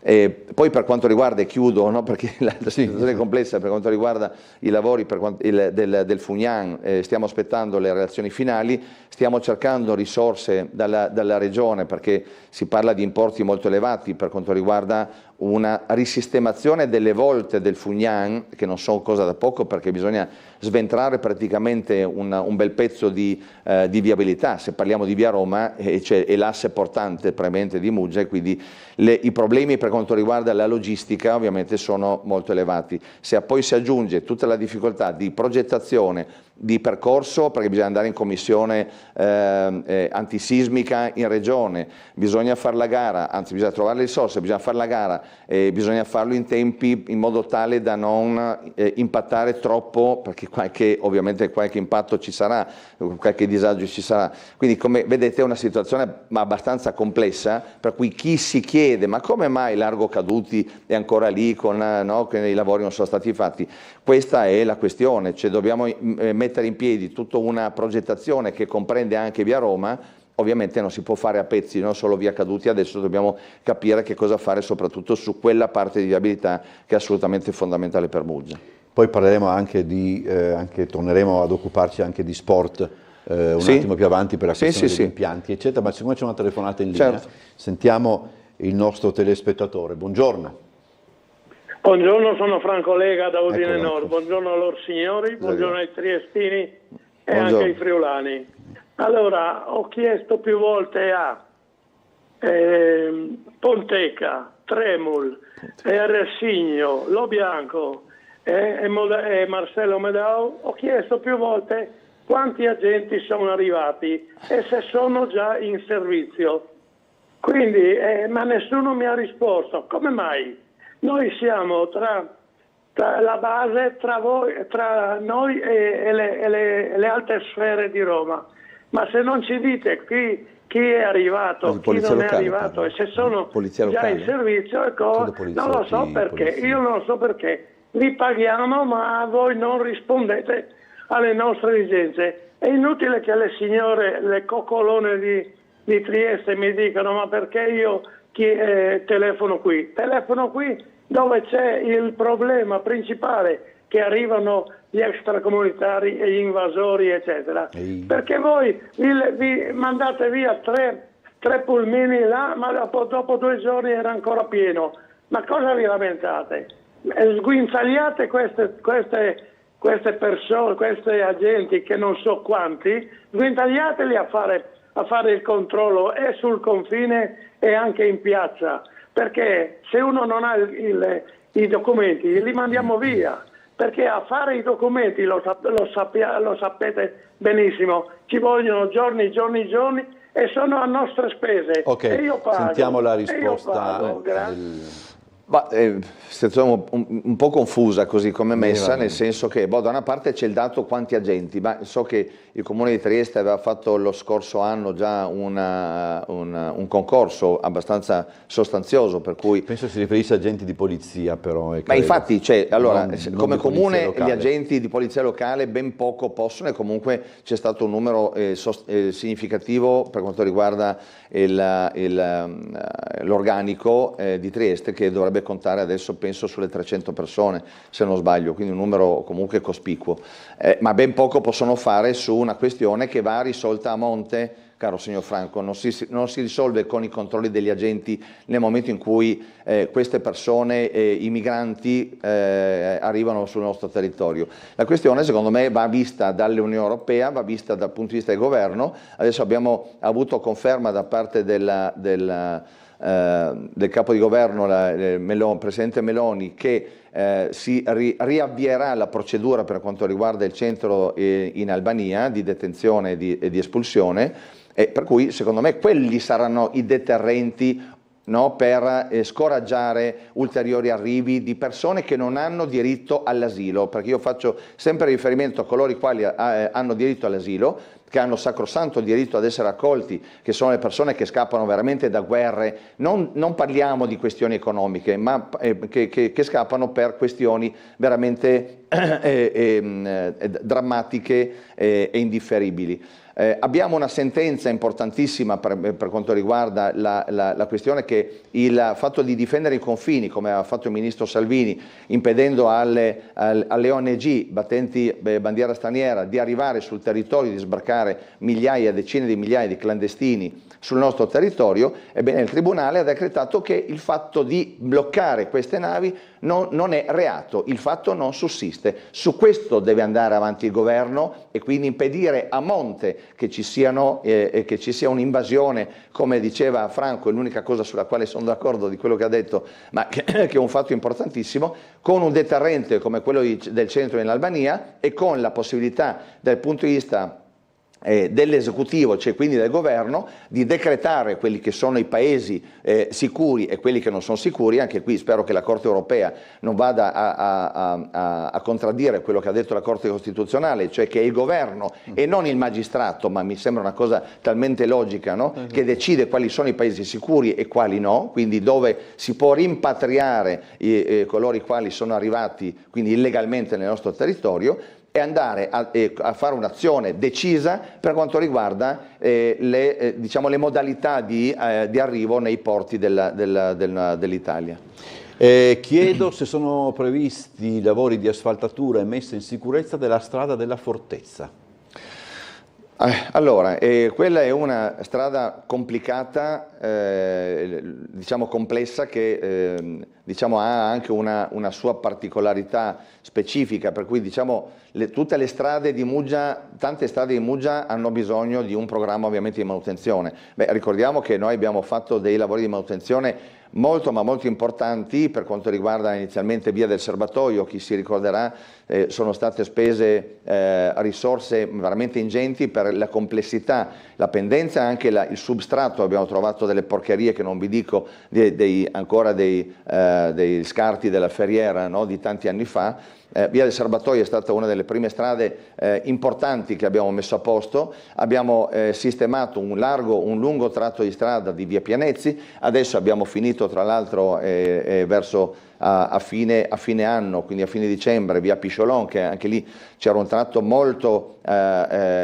particolare, perché si tratta anche lì strade in pendenza, curve. Invece vedete, torniamo al discorso di prima, che non è una normale cittadina della Bassa Friulana tutta in pianura dove è facile fare tutti i lavori, quindi tanta pendenza, curvature estreme, il guardrail che era sempre di Via Pisciolon, che era stato divelto già tantissimi anni fa, per cui sono lavori importanti. Su via Fortezza dico chiaramente, so qual è la situazione, vedremo di farci un ragionamento, ma in questo momento non possiamo parlare di avere risorse a disposizione per quella parte lì. Poi tra l'altro è una via molto particolare anche per quanto riguarda il fatto della proprietà del comune, strada privata, vicinale, e quindi non è una cosa semplice. Sentiamo la prossima telefonata, poi abbiamo ancora delle mail. Buongiorno. Pronto, buongiorno. Volevo fare una domanda a Polidori e un ragionamento. Allora, io mi chiedo, siccome ho visto un servizio, posso dire anche dove, su Fuori dal Coro, dove quel ragazzo di Rimini ha coltellato 4 persone, no? Sì. E naturalmente sembra che mi sembra comandante dei carabinieri sia indagato. Io mi chiedo, no? Quando tu vedi uno che accoltella 4 persone e sei un poliziotto, un carabiniere indipendente, cosa doveva fare secondo le persone normali? Farsi accoltellare anche lui? Perché adesso io credo che le forze dell'ordine devono essere per proteggerci, giusto? Certo. Quindi, non so, io penso e chiedo, non è che si può cambiare la legge, perché se no questi poveri disgraziati che vanno in strada, e ho visto dei servizi, guardi, allucinanti, non voglio dilungarmi troppo. Poi voglio riferirmi anche al terrorista che è stato arrestato a Monfalcone. E 2 ragazzi che sono scappati col motorino, che naturalmente adesso sono indagati sempre i carabinieri o la polizia, non mi ricordo. Fate tante cose, però se qua non iniziamo a dare i giusti compiti con le armi giuste, io non dico che uno deve sparare per forza, però quando una persona si trova in pericolo di vita è giusto che il carabiniere faccia il suo mestiere. Io penso che i carabinieri e i poliziotti sono fatti per questo, e quindi volevo una risposta appunto da Polidori e chiedere: vogliamo nel senso svegliarci e cominciare a dare i compiti giusti e il giusto valore al lavoro delle forze dell'ordine? Perché penso che così non si va da nessuna parte, certo, mi scusi. Certo. Va bene? Grazie signora. Buongiorno. Perfettamente d'accordo con la signora, anzi dobbiamo vedere il ruolo di queste persone, quindi gli agenti di polizia, di carabinieri, di tutte le forze dell'ordine, che mettono a repentaglio la loro sicurezza, e quindi devono avere anche delle garanzie per quanto riguarda l'approccio e il sistema di ingaggio che devono mettere in piedi quando ci sono queste situazioni. Ci sono situazioni convulse dove i tempi sono brevissimi, dove bisogna prendere delle decisioni in pochissimo tempo, quindi non possono pensare di dire ma aspetto che arrivi a 2 centimetri dal petto per non farmi accoltellare, o anche per proteggere le altre persone, perché questo qua poteva scagliarsi anche su altre persone, quindi devono proteggere ovviamente se stessi e devono proteggere le altre persone che sono lì. Non si può andare a mettere su di loro una responsabilità di dover calcolare, pensare l'atto che... quando ci sono quelle situazioni, la gente delle forze dell'ordine deve avere la possibilità di agire in modo tale da eliminare il pericolo, eliminare in tutti i sensi. Ovviamente queste sono situazioni estreme, non dico su tutte le questioni, perché magari su certe situazioni di ingaggio, però mettiamoci anche nei loro panni, la tensione, noi parliamo di manifestazioni dove ti tirano bottigliate, ti tirano di tutto, ti fanno le cariche, ti sputano addosso, ti minacciano, anche lì magari in qualche caso lì ci sono reazioni che magari sono un attimino al di sopra di quello che potrebbe essere, ma è umano. Non possiamo andare a condannare queste persone, ma neanche a indagare queste persone, le forze dell'ordine, nel momento in cui mettono in gioco la loro incolumità e quella degli altri. Per cui perfettamente d'accordo, bisogna mettere mano, assolutamente, questo è un compito del governo, del Parlamento, mettere in mano alle regole di ingaggio, per cui vanno eliminate quasi del tutto, se non ci sono proprio casi estremi, ma anche lo speronamento lì con la macchina, il presunto speronamento della macchina dei carabinieri su quei manigoldi, perché probabilmente si tratta di manigoldi, non è che di persone normali, ma se uno non si ferma a posto di blocco, ma io ho il diritto di fare tutto, perché non so dove va quello, va a investire persone, va a sparare da qualche parte, ti sparo, ti inseguo e cerco di eliminare immediatamente il pericolo. Quindi assoluta solidarietà a tutte le forze dell'ordine su questo, e pienamente d'accordo con la signora. Abbiamo una telefonata in linea, però c'è la pubblicità. Chiedo a chi è in linea di essere breve, così possiamo andare in pubblicità. Buongiorno. No, non c'è. Buongiorno dottor Bosatti, sicuramente grazie che mi ha. Volevo dire, siccome questo lei non ha letto, io ho letto, sono preda, e sì, saluto anche il sindaco Polidori. Comunque volevo in brevissima sintesi dire quanto che ho scritto, che ho letto. Allora, diciamo, nel senso, diciamo, io sono d'accordo per quanto riguarda, diciamo, il progetto con Elon Musk che viene dal governo, no? E il nostro governo, che diciamo, la nostra rappresentante Giorgia Meloni, perché diciamo questo progetto anche con, diciamo, gli obblighi che vengono dall'America, perché insomma costa una follia, ma secondo me non si può fare altrimenti a questo punto, perché l'Italia la posizione anche ha fatto, però siamo indietro, siamo dei primitivi, diciamo, questo costa, anche questo, e se voi interessa dire due parole più o meno dopo, quando potrete. Io ringrazio, mi scusi per la mia insistenza. Ok, grazie. Dopo la pubblicità eventualmente torniamo su questo.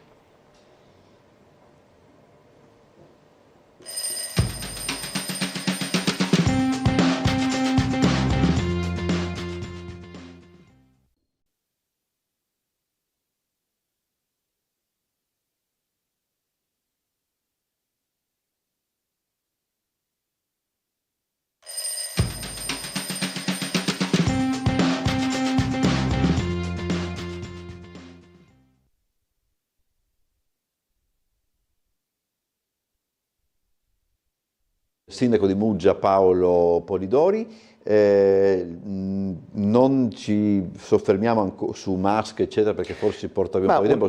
Ma una questione veloce giusto come risposta. Allora, ci sono delle procedure che sono valide per il comune come per il governo, e cioè il fatto che se io voglio fare un investimento anche in questo caso sulla tecnologia, ma voglio fare un lavoro pubblico, devo andare in gara. Cioè, quindi devo mettere dei parametri e devo dare la possibilità a tutti di poter offrire quel servizio, quel lavoro, quella tecnologia. Vero è che Musk, e questo è un dato oggettivo, con la sua tecnologia non è che ha fatto dumping, ha sbaragliato la concorrenza, perché lui è riuscito, facciamo soltanto per un esempio per quanto riguarda il trasporto a chilo, perché si guarda a chilo del materiale per i satelliti. Da 20.000 euro al chilogrammo, lui è passato a 200 euro a chilogrammo. E quindi ha una possibilità tecnologica che altri non hanno. Per cui da questo punto di vista concordo con il suo Prelaz che diceva prima, se Musk ha una tecnologia che è imbattibile e non è assolutamente pareggiabile da nessun tipo di concorrente, beh, allora a questo punto si può andare e si deve andare obbligatoriamente, ovviamente con tutti i crismi del controllo delle informazioni eccetera eccetera, però ha una tecnologia che altri non hanno, per cui questo la dice lunga su quello che potrà essere il futuro della scelta delle tecnologie per quanto riguarda i governi nazionali. Sentiamo la prossima telefonata, poi parliamo di Triestina e di sport. Buongiorno. Buongiorno a lei, suo ospite, sono Gino. Buongiorno. Volevo sapere la sua posizione su quanto sta succedendo ad un suo concittadino di Muggia in relazione al discorso con l'ospedale di Catinara, in base a quello che si è visto fatto dalla giornalista Regoli e trasmesso sulla trasmissione di Mario Giordano Fuori del Coro, in cui sono stati evidenziati delle narrazioni molto differenti e in cui la sanità triestina, a mio avviso, non ne viene fuori molto bene. Grazie. Io le rispondo dicendole sì, seguo la cosa, ovviamente visto che come lei ha detto ci sono delle narrazioni molto differenti, ovviamente non spetta a me, io posso farmi un'opinione, ma voglio dire non ci sono gli elementi da una parte o dall'altra per poter capire qual è la vera situazione, per cui aspettiamo che si faccia chiarezza. Penso che comunque le giustificazioni sono sia da una parte che dall'altra, sembrano veritiere da entrambe le parti, però non voglio pronunciarmi su queste questioni. Parliamo dell'operazione? Sì, esatto. Sì. Allora, eravamo non ho capito, c'è una telefonata ancora? No. Allora, parliamo di Triestina, che insomma, agganciamoci ai complimenti che il signor Claudio ha fatto a Tesser, però insomma, quando si parla di Triestina e di Muggia c'è in ballo parecchio. Ecco, allora, ovviamente una piccola parentesi per quanto sta facendo la proprietà.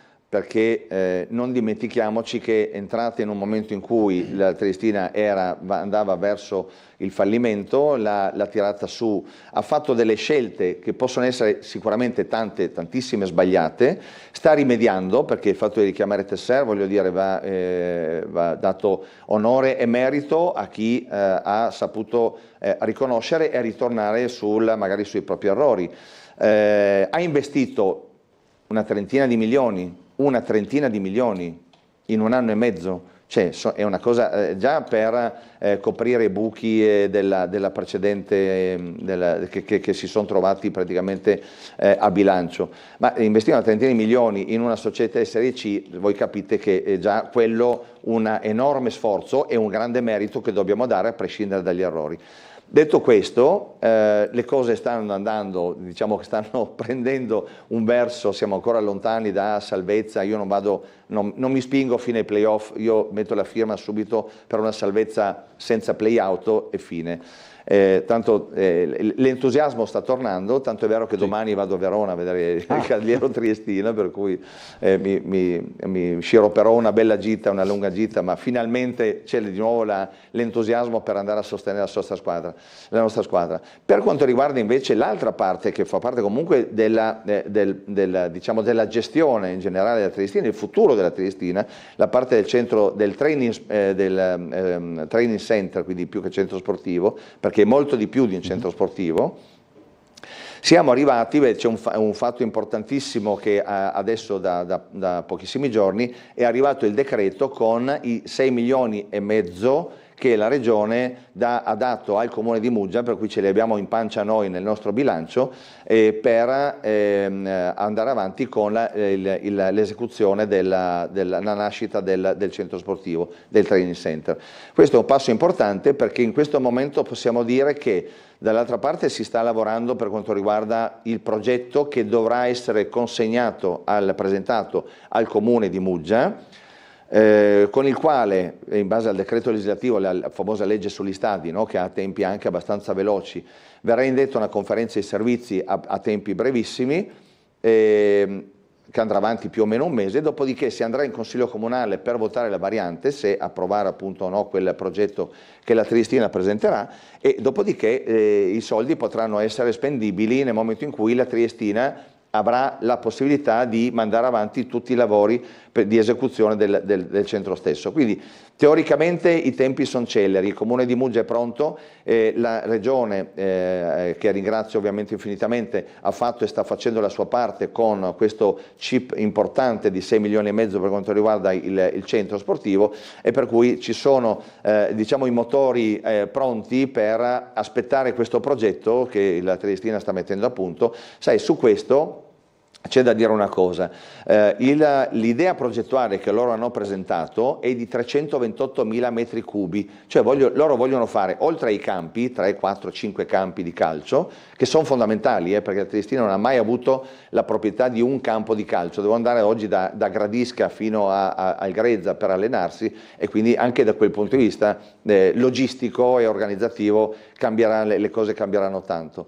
C'è una questione relativa a cosa vogliono fare, perché con 328.000 metri cubi non possono metterli su un terreno che in questo momento ha 7 ettari e che comunque è parte da agricolo e non può arrivare a una edificabilità così elevata.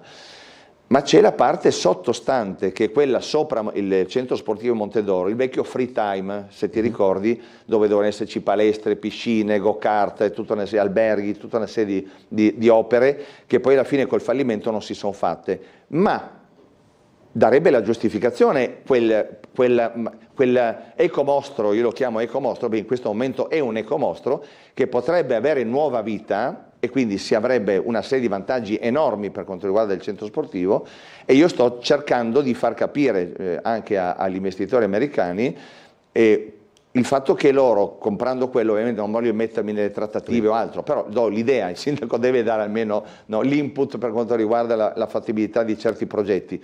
Hai la viabilità fatta, hai i sottoservizi già fatti, hai gli oneri di urbanizzazione pagati, hai i parcheggi di Montedoro, perché su 3 piani sono 2 vuoti sempre? Perché quelli erano stati fatti per la parte sopra, quindi ce li hai già pronti. hai una viabilità che puoi fare, una viabilità interna che arrivi alla stessa altezza del centro sportivo, magari liberi anche terreni per fare un campo in più, e quindi secondo me sarebbe l'ideale per portare avanti una progettualità che a questo punto diventerebbe stratosferica, perché lì in 33.000 metri quadri circa puoi fare veramente tantissime cose. Questa è un'idea che ho lanciato, che ovviamente deve valutare la società anche per l'impegno finanziario che hanno, ma 328.000 metri cubi che hanno presentato come progettualità ipotetica hanno la risposta proprio in quel terreno lì.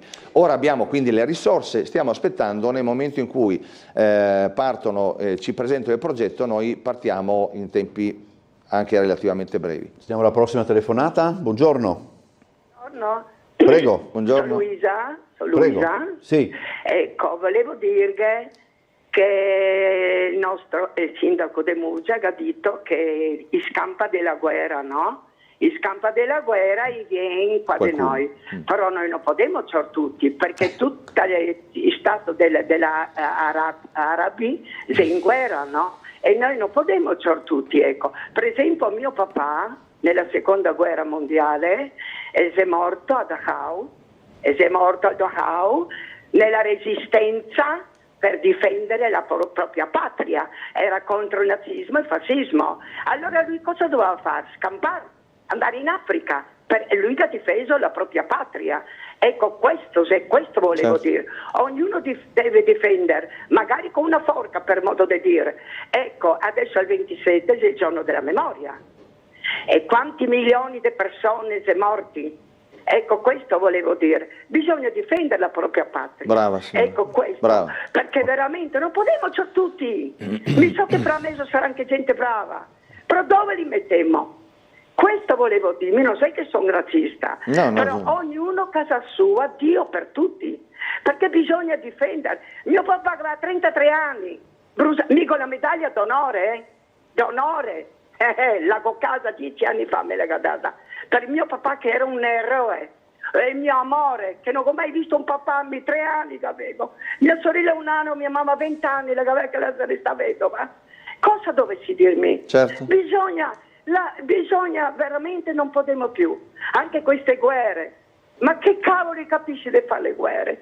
Le guerre sono la più brutta cosa al mondo. E la pace è la più bella cosa. E vivere in pace, in democrazia. Certo. Grazie signora. In democrazia non saremo neanche cos'è. Ciao. Certo.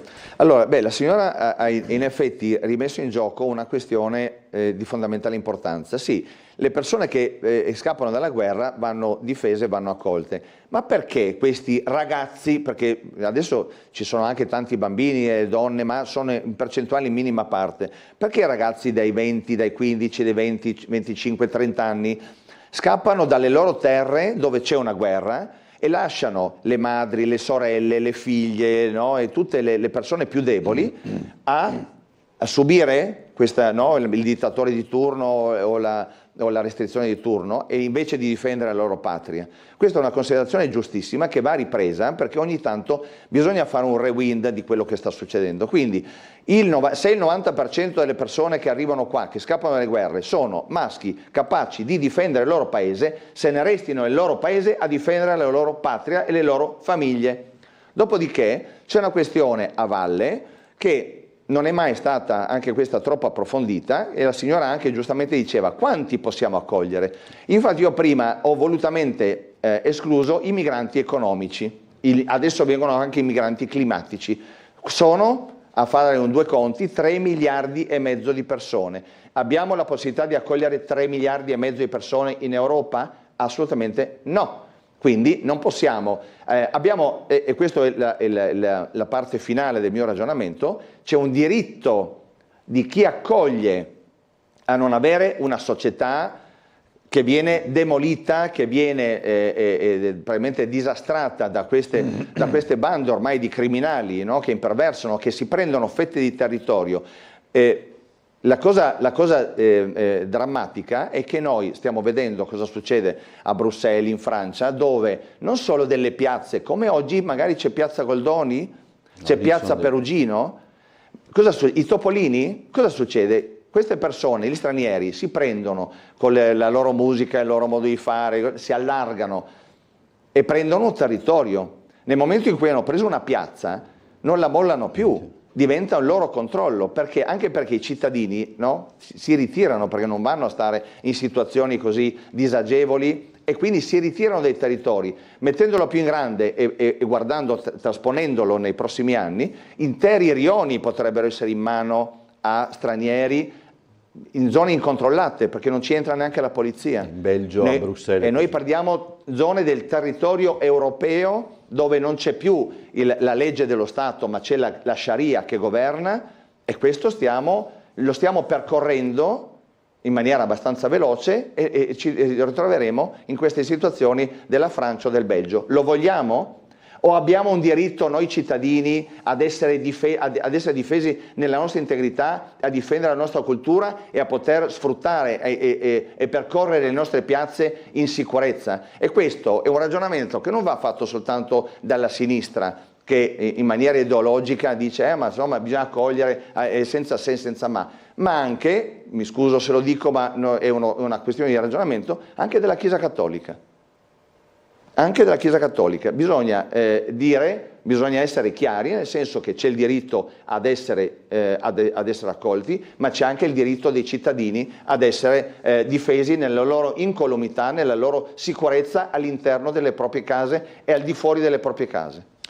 Questione Tirso, ci sono due mail che la sollecitano in tal senso. Sì. Marquez dice perché, aspetti che prendo, eccolo qua, dice perché non chiedere l'allargamento dei punti franchi come previsto dall'allegato ottavo per salvaguardare l'occupazione dei lavoratori della Tirso, laddove invece una signora che non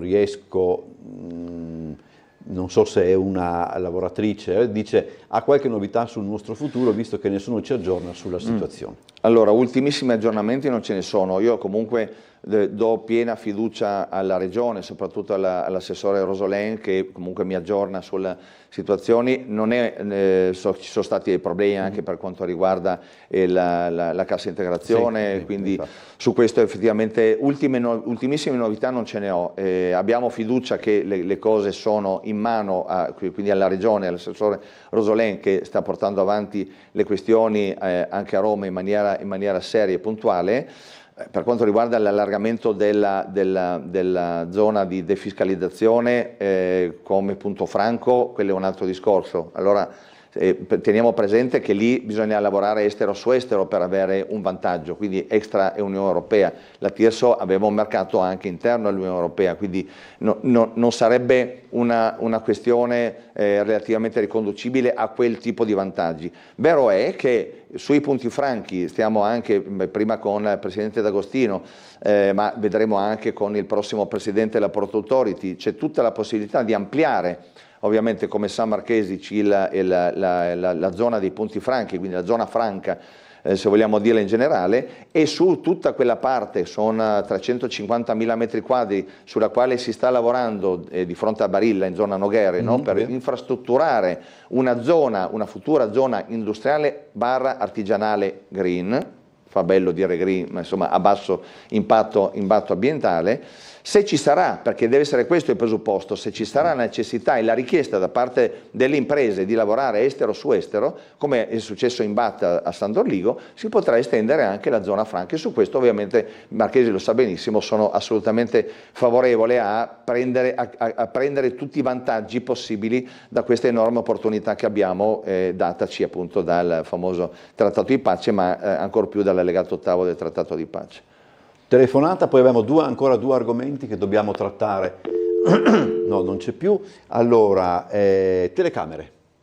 Telecamere, allora, su questo il Muggia parte già con un numero di telecamere relativamente al territorio, sono 72, sono perfettamente, diciamo, a meno che non ci sono guasti oggi, ma sono funzionanti, perché questa è la prima regola che dico io, cioè la ragnatela davanti alla telecamera è come se fosse un guasto, quindi se la telecamera è utilizzabile devi prima andare a pulire la ragnatela, quindi cosa vuol dire? Manutenzione in primis. Dopodiché abbiamo un importantissimo contributo che è stato dato e concesso anche con l'approvazione al tavolo in prefettura di dicembre per quanto riguarda sia il Comune di Trieste che il Comune di Muggia, che hanno fatto una progettazione in tal senso con 200.000 euro di risorse per quanto riguarda le telecamere. Anche quelle sono già state trasferite al Comune di Muggia, per cui ce le abbiamo in mano, abbiamo già la progettazione fatta, per cui si andrà ad ampliare quello che è la copertura del territorio, anche per quanto riguarda valichi di primaria importanza e per quanto riguarda la lettura targhe, quindi l'ingresso a Muggia dal lato di Aquilinea, da parte di Lazzaretto.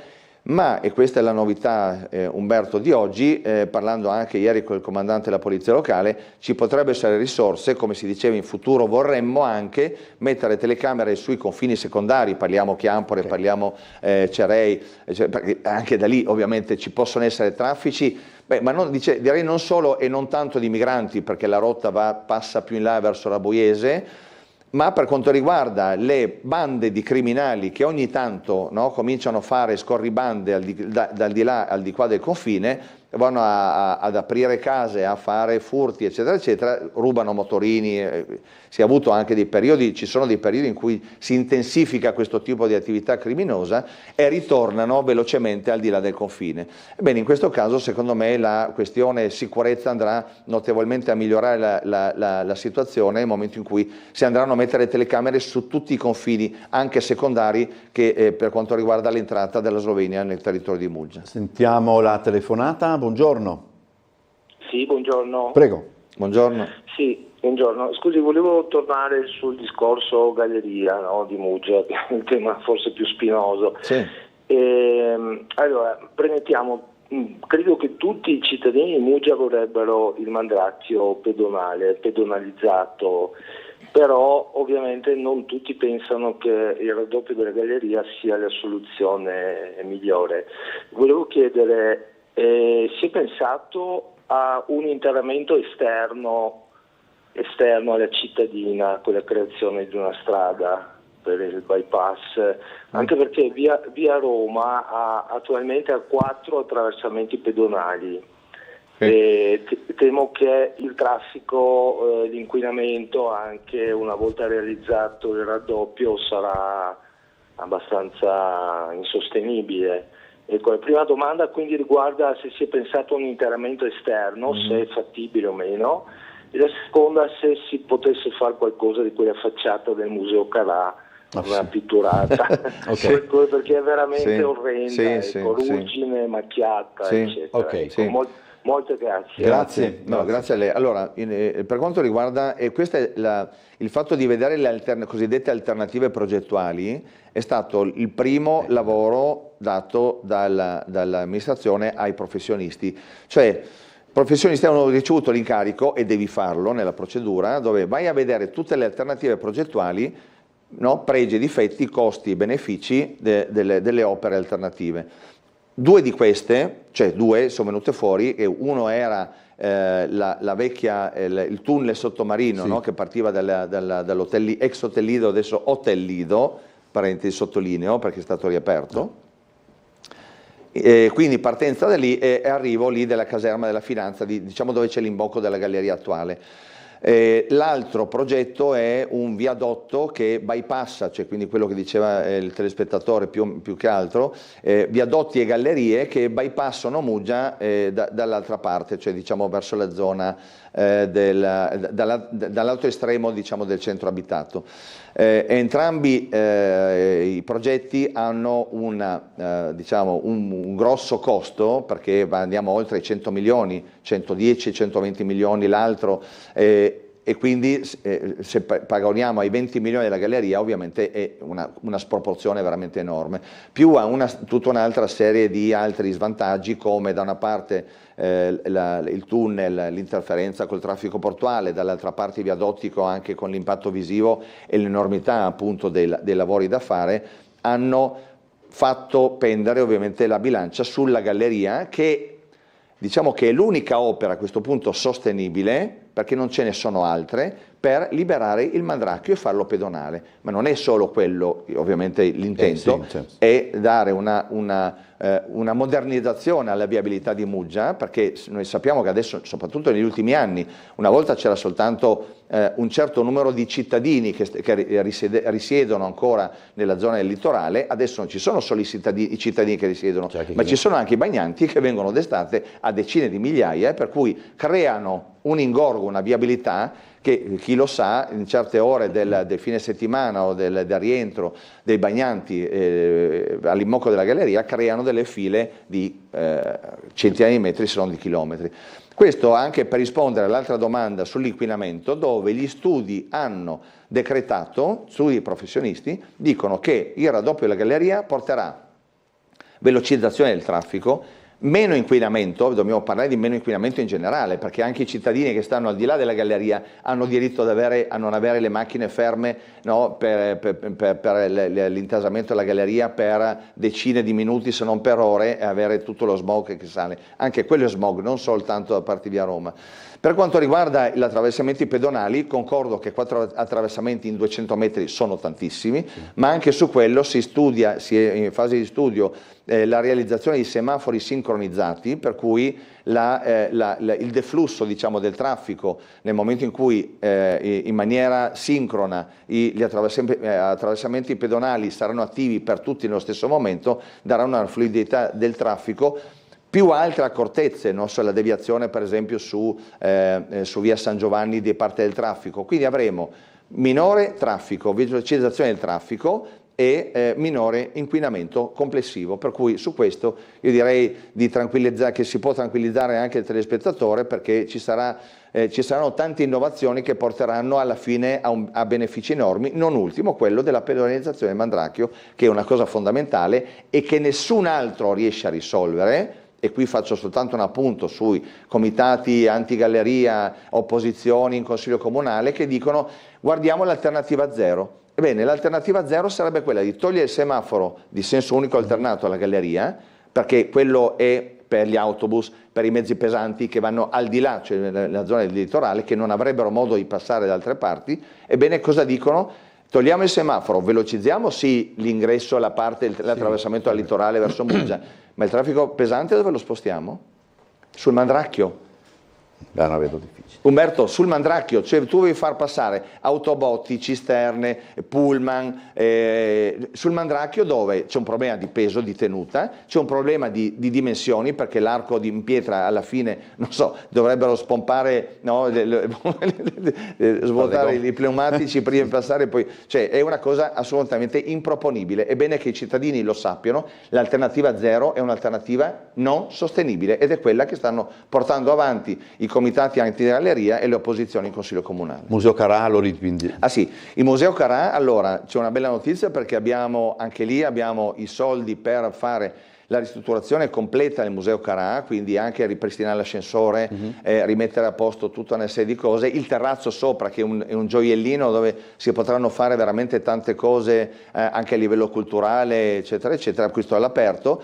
E ne abbiamo parlato proprio in giunta giorni fa, rimettere a posto quella questione di sovrintendenza, perché quello è Corten, il famoso Corten, che è materiale, è ferro ruggine in sostanza, è stato deturpato da una scritta, peso del taccone del buso, perché poi è stato fatto quell'obbrobrio con un colore completamente diverso. Su questo stiamo ragionando, dobbiamo ragionare con la sovrintendenza, ma è un mio obiettivo, diciamo, del 2025, per andare abbastanza lunghi, per non vedere Striscia Notizia che poi fa il nodo, viene dopo 2 mesi, ma comunque il telespettatore stia tranquillo anche su questo, perché ci stiamo pensando a come non far vedere più quella bruttura, anche con ovviamente l'accordo della sovrintendenza, che deve mettere mano e deve dare l'accordo sul come fare. Grazie al sindaco di Muggia Paolo Polidori per essere stato con noi, buon lavoro. Volato. Grazie mille, grazie a tutti e buona giornata. Poi cambio ospite.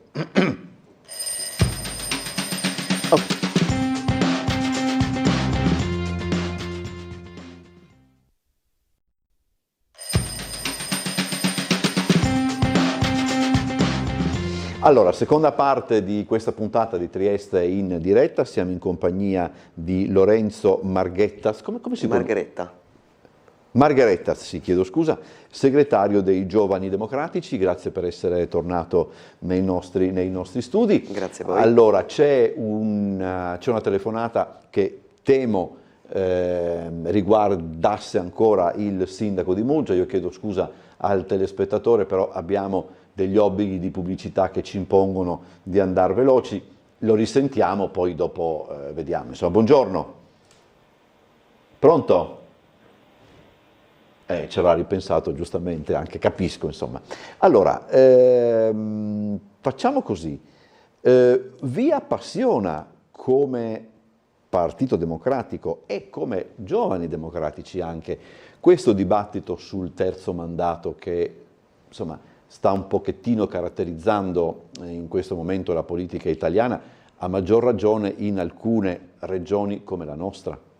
Sì, crediamo che il limite a 2 mandati sia una garanzia per la democrazia, quindi crediamo sia giusto limitare i governatori, i presidenti di regione a un limite di 2 mandati. 10 anni crediamo che siano più che sufficienti per governare una regione e crediamo che i cittadini abbiano tutto il diritto di poter scegliere i propri rappresentanti, i propri governatori nel limite che è appunto imposto dalla legge italiana. Questo si applica in tutte le regioni, a mio avviso deve essere applicato soprattutto nelle regioni a statuto speciale come la nostra.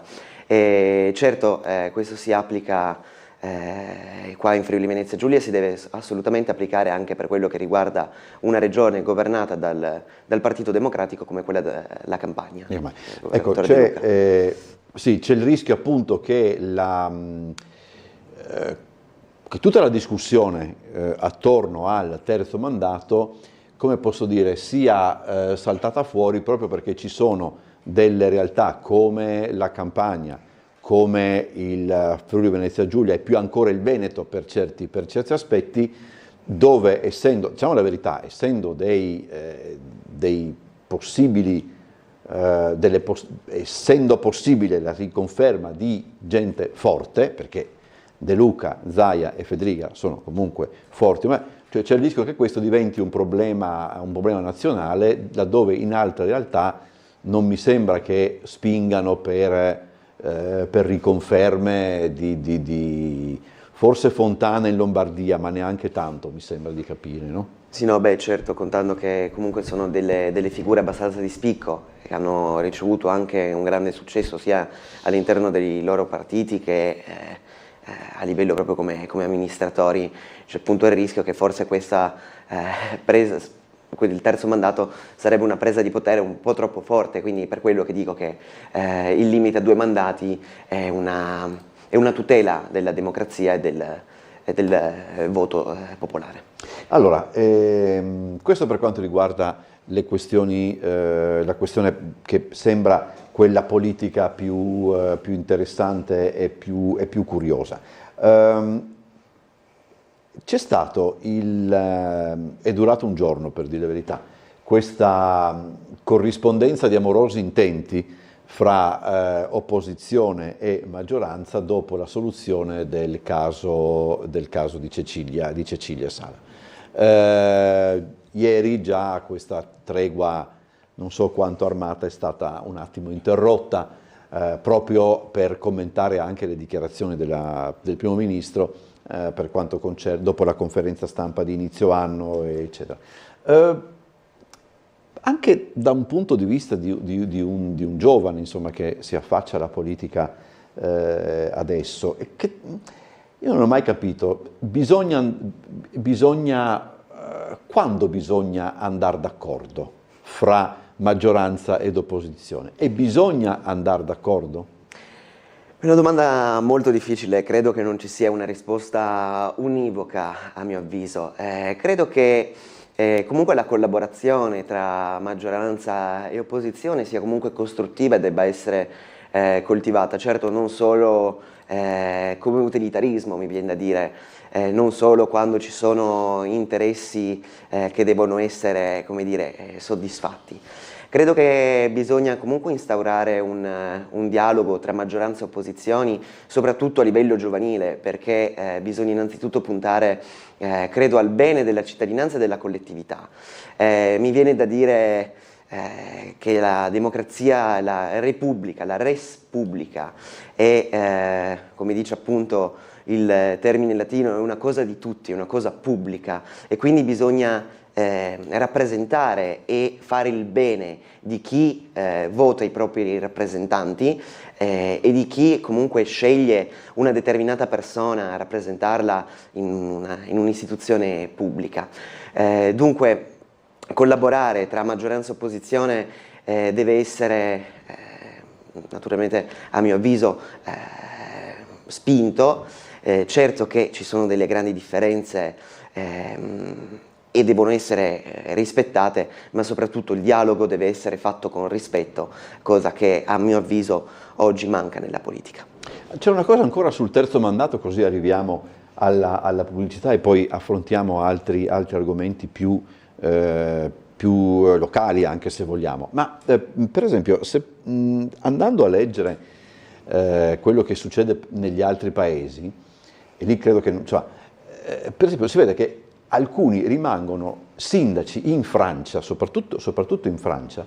C'è gente che ha retto la propria città per 40 anni, 30 anni, eccetera. Beh, di piazza comunque, sommate le 4 consigliature a Trieste, arriverà a 20 anni, eccetera. 40 anni sembra un tempo enorme, poi in Francia mi sembra che non siano, come dire, particolarmente interessati a ridurre il numero di mandati. Credo che si parla di 40 anni ininterrotti. Credo che non bisogna tanto guardare alla Francia perché sì, è vero, è molto diversa da noi, è un paese molto diverso dal nostro, quindi credo che bisogna focalizzare su quelle che possono essere le criticità e i benefici di un terzo mandato in Italia. Dunque credo che le considerazioni vadano fatte su quella che è la situazione italiana. Abbiamo una telefonata? Buongiorno. Buongiorno, non c'entra niente, scusatemi, con l'argomento che state trattando. Volevo, se avete notizie sullo sciopero dei bus di Trieste. Guardi, stavamo cercando, ho già risposto personalmente ad alcune persone che hanno scritto. Da Trieste Trasporti non abbiamo ricevuto alcuna comunicazione particolare. Allora, ecco, non c'è, è giusto che non trovo. Lo sciopero è indetto e riguarda treni, trasporto pubblico locale, aerei e anche il settore della scuola. È indetto dal sindacato Confail Faisa. Ora, sono 4 ore per quanto riguarda il trasporto pubblico locale, potrei dedurre che sia dalle 9 alle 13, ma voglio dire, abbiamo cercato proprio anche per essere in grado di rispondere ad eventuali vostre domande, non abbiamo alcuna comunicazione. Posso supporre che magari per quanto concerne Trieste Trasporti, e chiedo scusa se sto dando delle risposte che forse non sono, come dire, si figuri, non sono corroborate da altro, però potrebbe essere magari che il numero di lavoratori di Trieste Trasporti che aderisce a questo sindacato sia tutto sommato piuttosto esiguo e che quindi non vi siano problemi. Venendo a lavorare stamattina alle 6, io ho visto autobus in giro, però insomma, voglio dire, non è sicuramente, non tenete in considerazione. Però ripeto, abbiamo cercato comunicazioni da parte di Trieste Trasporti anche sul sito, eccetera, e non ho trovato assolutamente niente. Non so se... perché avevo cercato anch'io sul sito prima di disturbarvi. No, non c'è problema. Diciamo, lo sciopero è di 4 ore, potrebbe darsi che, essendo implicata magari una sigla sindacale che potrebbe anche non essere rappresentata all'interno di Trieste Trasporti, per il trasporto pubblico locale non ci siano problemi. Chiedo scusa se invece magari all'interno di Trieste Trasporti quella sigla è rappresentata e quindi starei sbagliando in maniera piuttosto fastidiosa. Per l'amor del cielo, Comunque certo, non abbiamo comunicazioni in tal senso. No, volevo sapere se ero io che non sapevo cercare su internet. Va bene, la ringrazio molto. Ok, grazie. Grazie, arrivederci. Allora andiamo in pubblicità, poi abbiamo una mail che riguarda proprio la questione terzo mandato.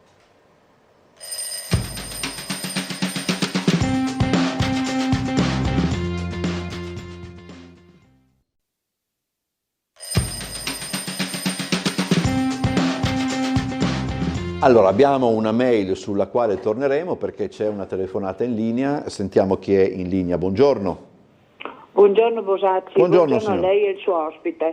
Allora, io volevo Vede che sono in servizio. Prego? Vede che sono in servizio, sì. Sì, mi ha riconosciuto, Sì. grazie. Ecco, allora io volevo dire una cosa, no? Il suo ospite ha detto che è una mancanza di democrazia dare il terzo mandato. Allora, Fedriga, presidente di regione, è il più amato in Italia insieme con Zaia, no?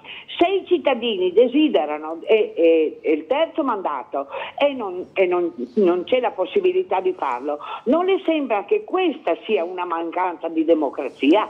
Ecco, in più vorrei sapere nelle elezioni nazionali, quando ci sono già i candidati per i vari partiti, anche questo mi sembra che sia una mancanza di democrazia, perché una non può scegliere quello che vuole. Questo è stato fatto nei regionali da un deputato triestino. Per cui io penso che ci sono tante cose di mancanza di democrazia in Italia e cerchiamo un momento di sondarle ed evitarle. Grazie. Allora, più o meno dello stesso tenore era la mail a cui accennavo per la prima parte, non tanto per come si dice, per quanto riguarda le elezioni politiche.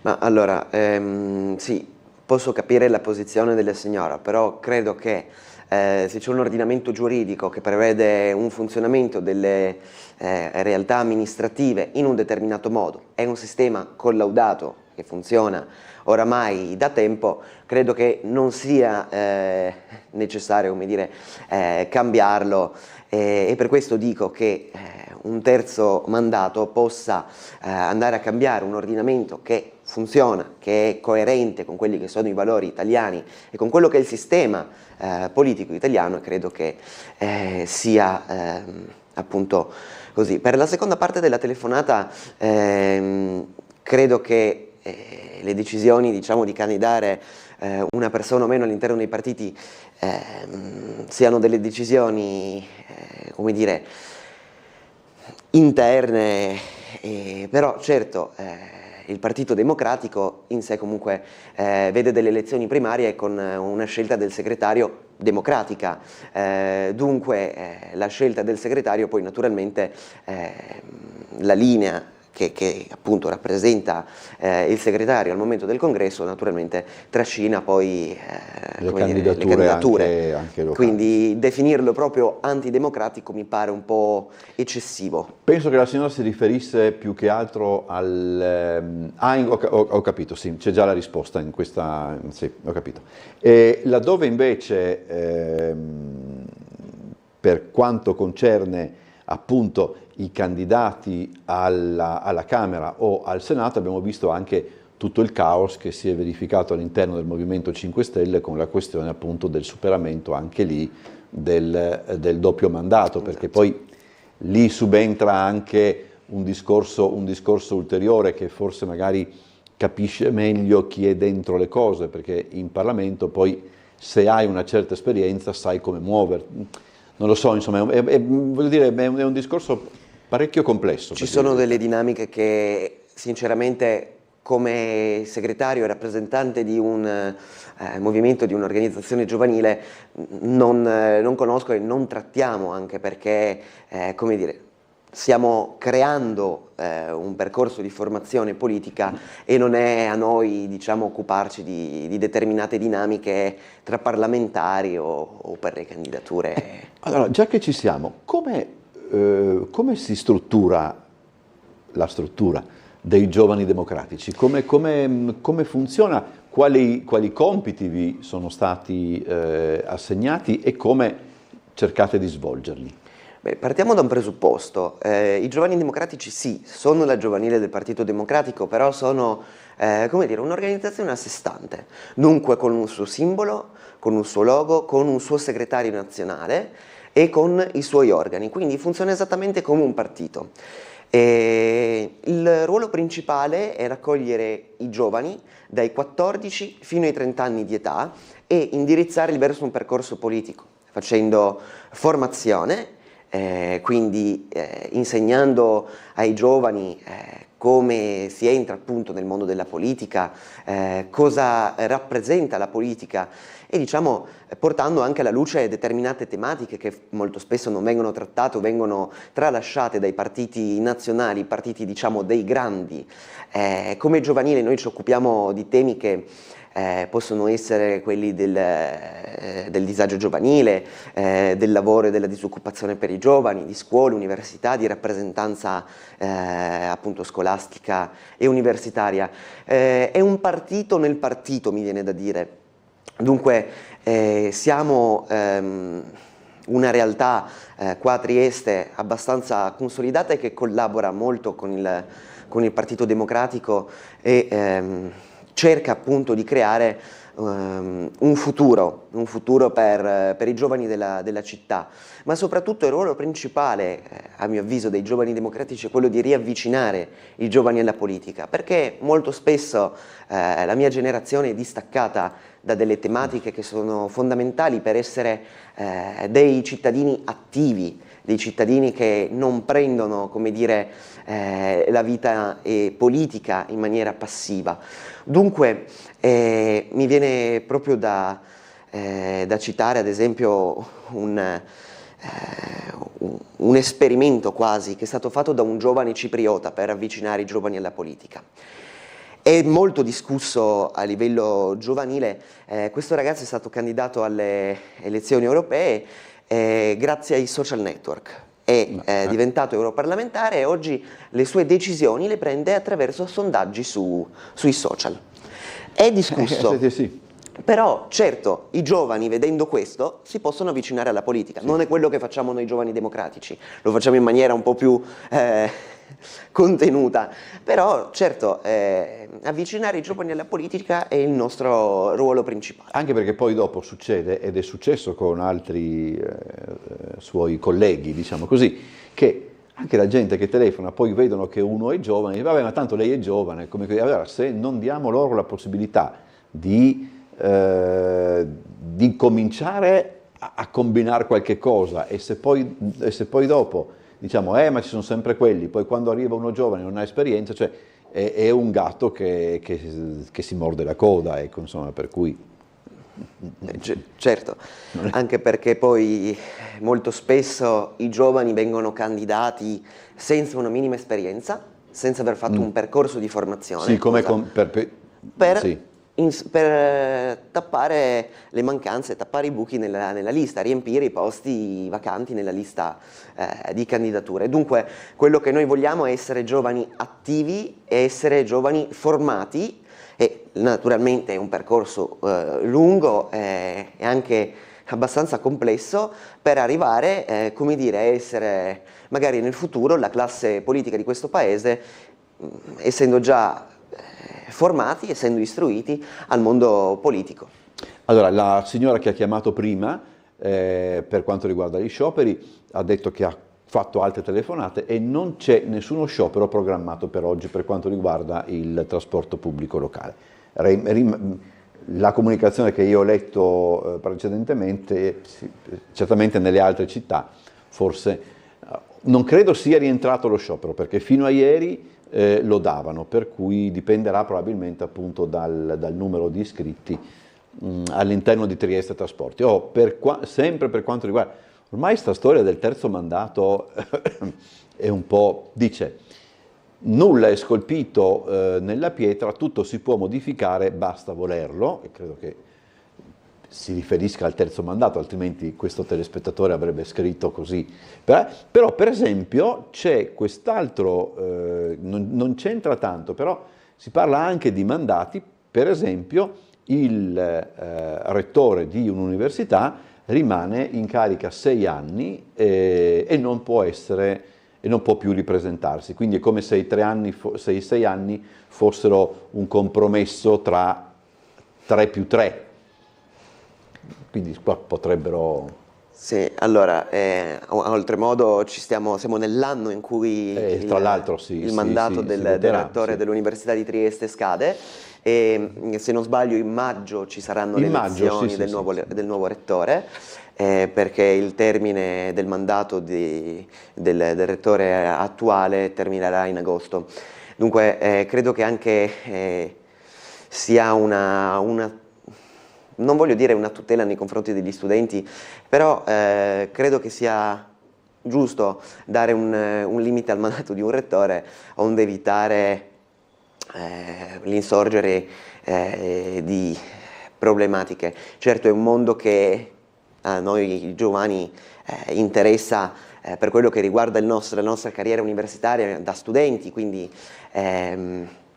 possiamo solo fare gli auguri a chi sarà eletto come nuovo rettore, ringraziare il rettore uscente per quello che ha fatto per UniTS, soprattutto nell'anno del centenario. L'Università di Trieste, dal mio punto di vista, è stata molto propositiva per eventi anche molto formativi e seminari, dunque ringraziamo il rettore e un augurio al prossimo, anche perché come dire, non conosciamo bene quelle che sono le dinamiche elettorali. Però bisognerà cominciare a seguirla anche questa corsa, perché già se ne sta parlando. Andiamo in pubblicità, poi torniamo.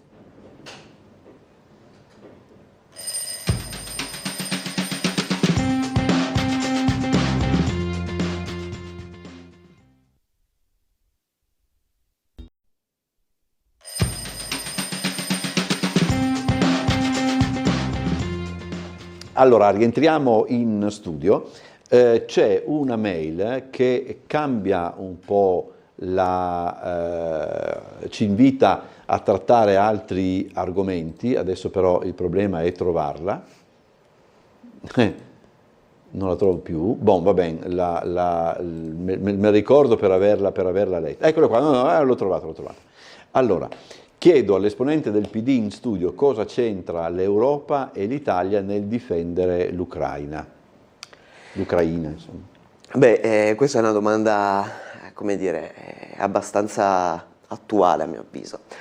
Beh, l'Italia e l'Europa hanno sicuramente un ruolo che è quello di difendere la democrazia e la sovranità di uno Stato che è stato ingiustamente attaccato da un altro. L'Ucraina si trova comunque molto vicina a noi, sia geograficamente che spiritualmente, tra virgolette, parlando, anche perché, come dire, un attacco da parte della Russia all'Ucraina è un grande pericolo per una possibile escalation che potrà esserci, speriamo di no, può essere un pericolo per l'Europa. Quindi crediamo che difendere la sovranità dell'Ucraina sia fondamentale per garantire pace a livello europeo. Allora, c'è stato, facciamo vedere anche in questo caso il servizio, ieri c'è stata la presentazione di un'iniziativa che potremmo chiamarla Medici per Gaza, e durante questa presentazione c'è stato un confronto piuttosto pesante, piuttosto sentito fra uno dei presenti e il rabbino Meloni. Vedo che c'è una telefonata in linea, allora non voglio far rimanere troppo in attesa chi è in linea, quindi sentiamo la telefonata, magari se intanto dalla regia preparano il servizio, così poi possiamo discuterne, perché è una questione che riguarda questioni che hanno a che fare con la pace, eccetera, e c'è probabilmente da parte dei più giovani una sensibilità differente rispetto a quella che possiamo avere noi che abbiamo già una certa età. Sentiamo però prima la telefonata che è in linea. Buongiorno. Eccoci caro, buongiorno. Una domanda al vostro ospite, no? Cioè parliamo di pace, ok, mi va bene, l'Ucraina la Russia ha aggredito l'Ucraina, però come la mettiamo a livello concreto con l'aumento, o diciamo così, con la richiesta del pagamento del 2% sul PIL, o anche addirittura adesso il 5% del PIL, da parte di Trump? Il discorso della NATO. Ok, sì. Cioè, qui bisogna capire, no? Perché se noi vogliamo come Europa una indipendenza, dobbiamo avere, come giustamente sappiamo, un'indipendenza anche di carattere militare. Non possiamo aspettare che l'America ci mantenga per i prossimi 50 anni come ha fatto gli scorsi 50. Per cui è inutile che giriamo attorno. L'Ucraina continuerà a restare in guerra fino a che ci saranno i finanziamenti americani, perché adesso Biden ha mandato via non so quanti miliardi prima di chiudere la sua amministrazione a Zelensky, perché si continui a portare avanti il discorso di armamenti e di continui conflitti. Cioè se finiamo di dargli le armi, questo chiaramente soccombe, dobbiamo andare a patti con Putin e poi certamente si prenderà un po' di Ucraina. Ma se continuiamo a dargli le armi, continuiamo la guerra. Per cui l'argomento è come gestiamo questa cosa, soprattutto in una situazione economica in cui si trova l'Italia, che non so se si può permettere il 2% o il 5% del PIL. Ecco, questo in generale. Grazie, buongiorno. Rispondiamo, poi facciamo vedere i servizi. Ma allora, il primo punto mi è sembrato un po' una critica aperta alla NATO, ma mi pare che se non vado errato, la NATO ci abbia difeso nei passati anni a seguito della seconda guerra mondiale, sia uno strumento che serve per garantire comunque una, tra virgolette, competitività dell'Europa militarmente rispetto ad altre potenze. Si spera sempre di non dover aver bisogno di entrare in guerra magari con la Russia o con la Cina, però certo l'Alleanza Atlantica, a mio avviso, serve per difesa e per rimanere non scoperti da quello che può essere un futuro conflitto con una potenza militare come può essere la Russia o la Cina. La seconda parte, certo, il nostro telespettatore diceva... Più si mandano armi, più... Sì, certo, però non si può sapere se un domani, non mandando armi, la Russia si fermerà al solo conquistare l'Ucraina, che già è grave, sarebbe grave di suo, perché perdere uno Stato comunque autonomo, indipendente, sarebbe una grave perdita, ma soprattutto anche perché non si può sapere quando la furia, diciamo, della Russia potrebbe essere, diciamo, arrestata. Okay. Quindi secondo me devono essere inviate le armi. Certo, i soldi, le finanze italiane sono quelle che sono, ma bisogna fare il possibile per difendere e far difendere l'Ucraina dall'attacco russo. Dunque. Allora, vediamo il servizio a cui facevo riferimento ieri, che indirettamente ci porta a parlare di un altro fronte molto, molto preoccupante, per più di una ragione. Preoccupante dal 1948 è un occupante sotto le minacce del forte contro di Ginevra e contro la Corte d'appello come criminale Netanyahu. In questo senso è falso. Rabino Meloni, mi dispiace questo tifo da stadio, ma siamo messi è come la curva nord, anche lei ha detto delle falsità, quindi non mi sono... Quella che partiva come una conferenza stampa dedicata alla presentazione dell'appello di un gruppo di medici e operatori sanitari per fermare la carneficina a Gaza si è trasformata in un acceso dibattito su un tema certamente delicato e spesso divisivo. Il gruppo promotore, ovvero i medici Pierpaolo Brovedani, Gianluca Festini, Daniela Gerin e Claudio Germani, quest'ultimo assente, sono partiti dall'illustrazione del perché sia necessario arrivare subito a un cessate il fuoco a Gaza e alla sospensione dell'invio di armi al governo Netanyahu. Presente fra il pubblico il rabbino capo di Trieste Alexandre Meloni, che ha espresso dissenso rispetto a certe posizioni emerse dai primi firmatari e da alcune persone che hanno preso parola a margine della conferenza. Io l'appello l'avrei potuto condividere se invece il titolo fosse stato carnefice al plurale di tutte le guerre. Dove sono i 20.000 bambini rapiti russi che sono stati presi dai genitori in un modo cruele e che crea problemi e traumi psicologici, per russificarli. Dove sono? Perché non interessano?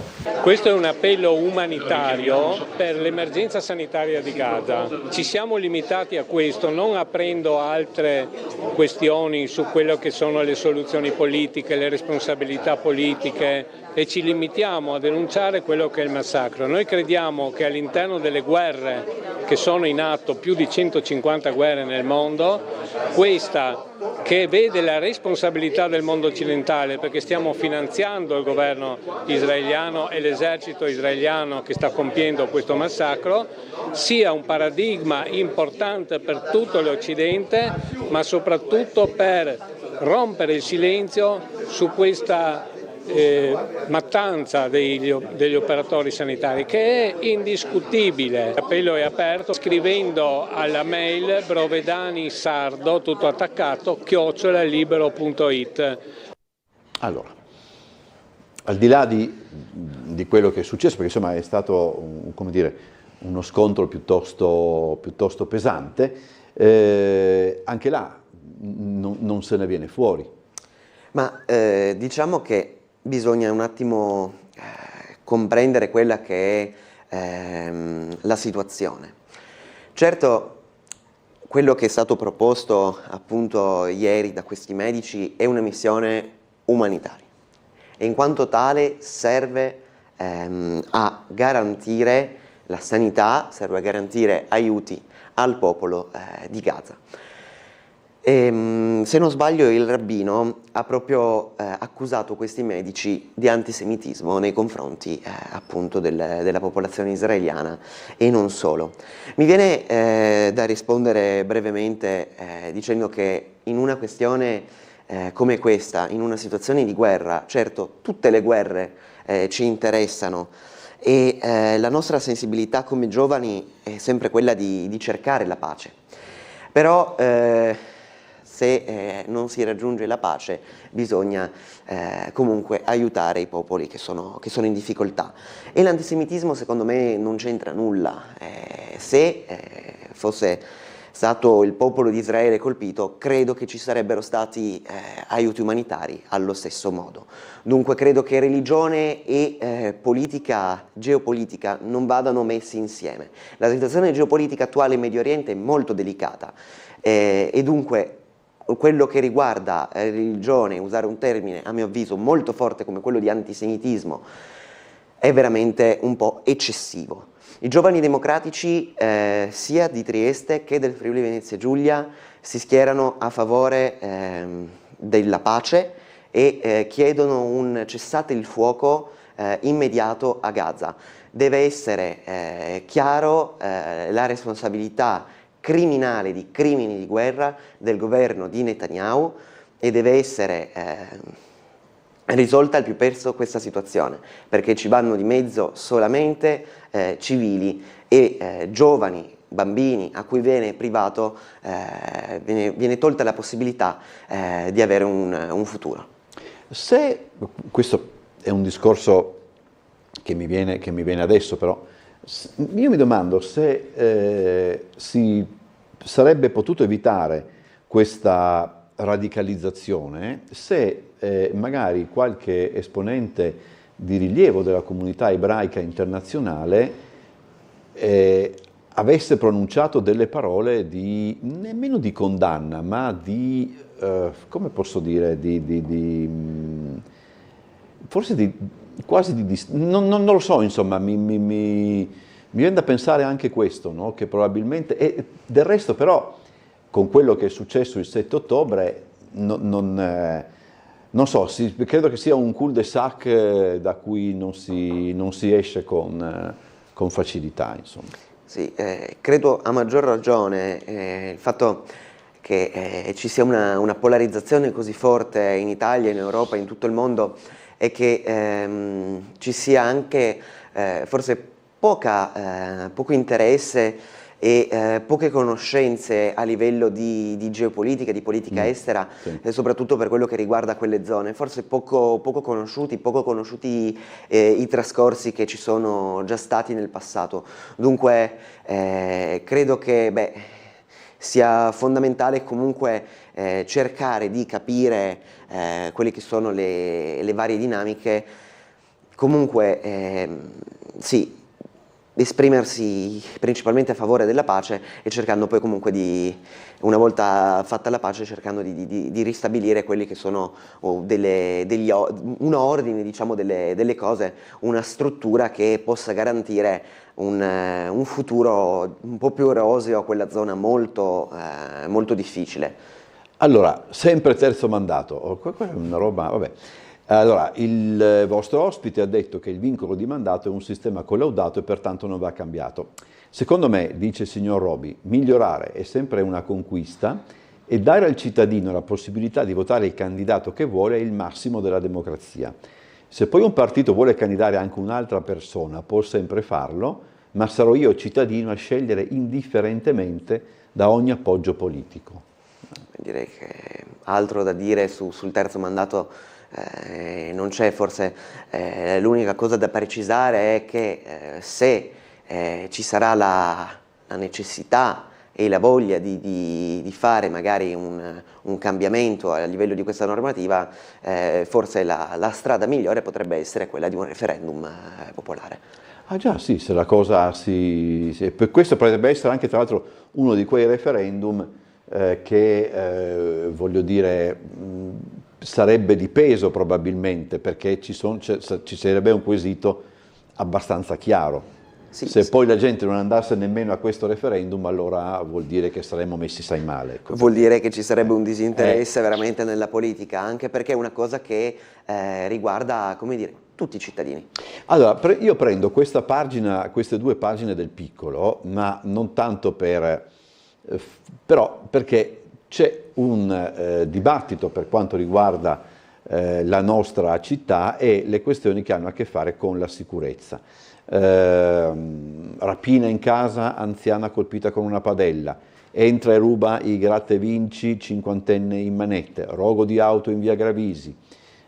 Qui ci sono anche un processo, quindi insomma, voglio dire,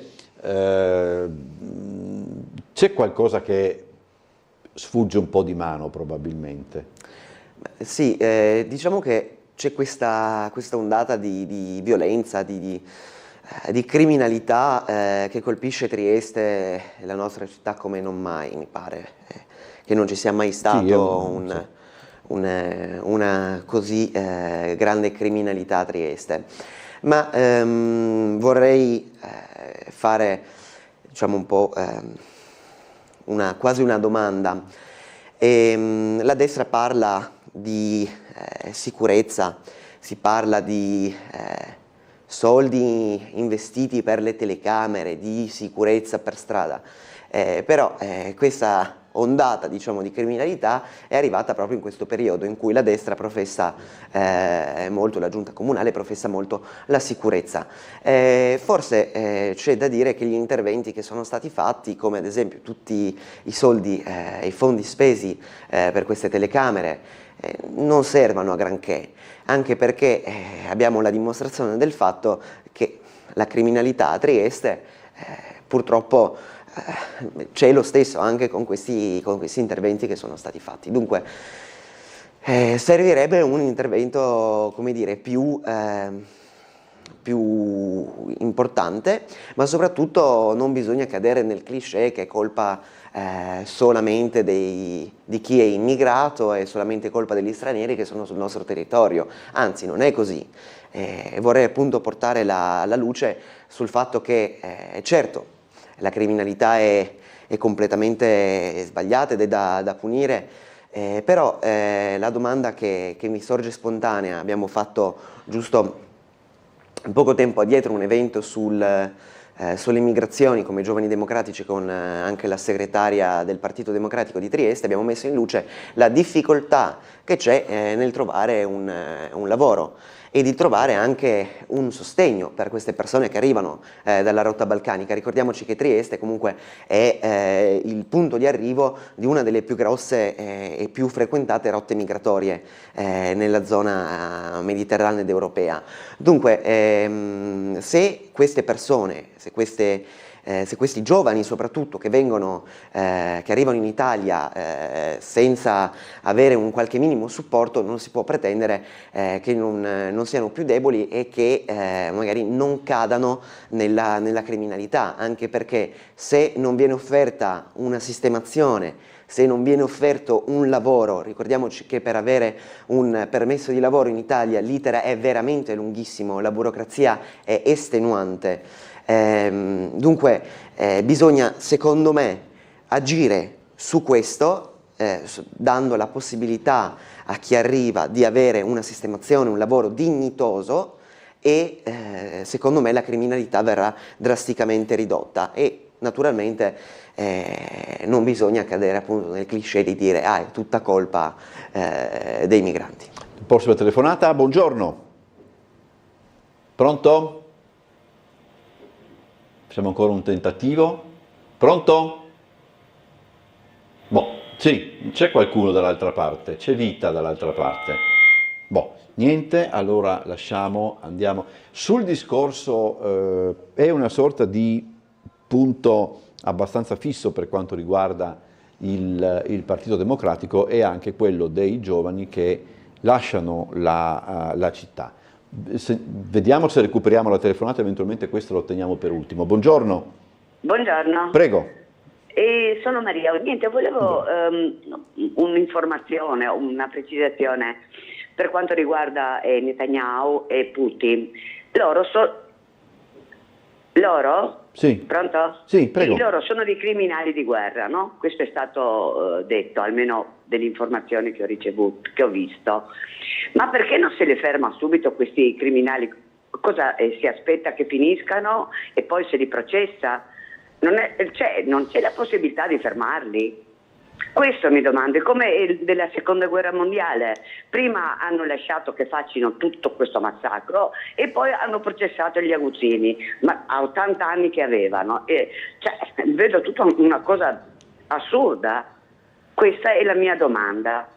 Ok. Grazie. Sentiamo la risposta, la domanda è posta in un certo modo. È una risposta difficile da dare, anche perché, come dire, è difficile, a mio avviso, andare a...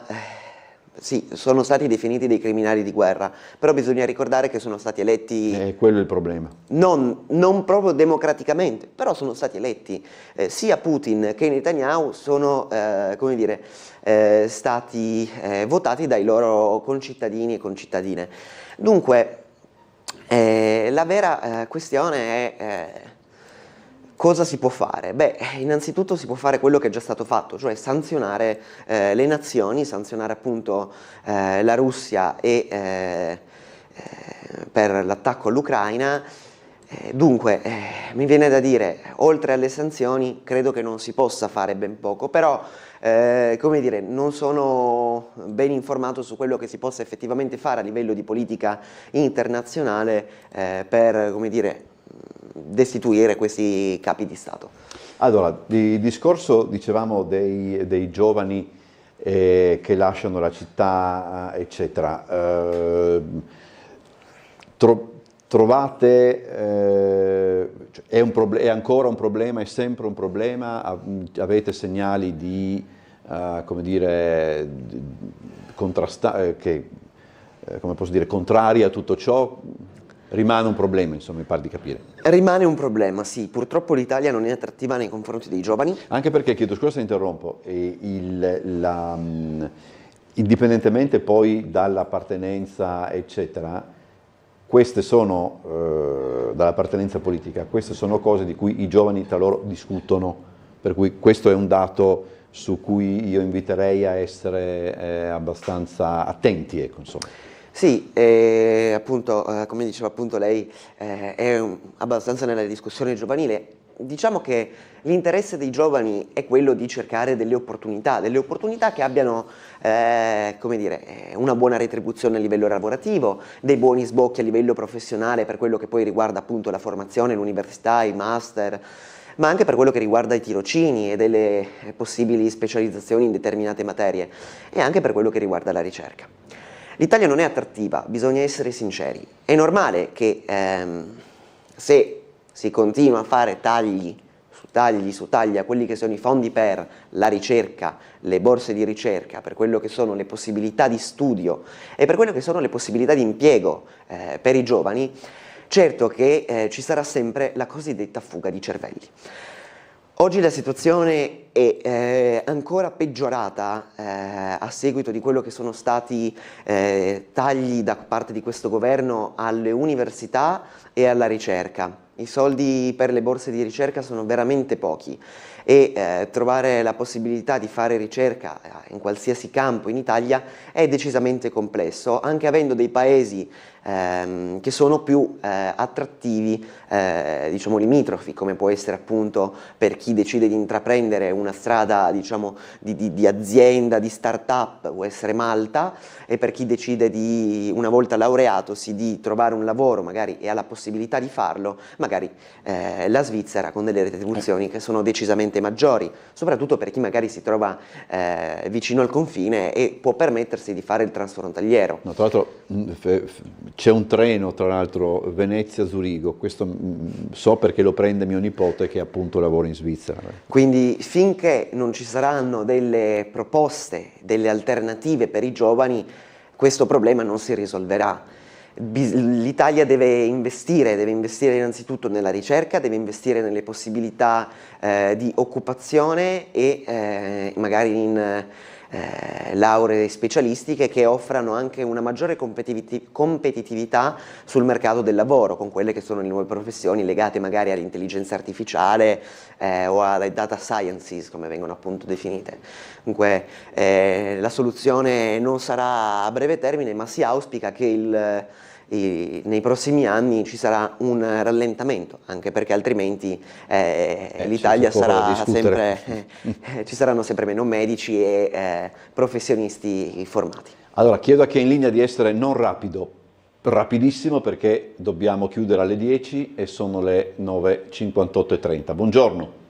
Buongiorno, vorrei far presente al vostro ospite che se l'Italia in queste situazioni, che ci sono stati tagli a ricerca e tutte le varie cose che dice, è tutta colpa dei governi non eletti da noi cittadini a maggioranza PD. Okay. Grazie, buongiorno. Perfetta la sintesi.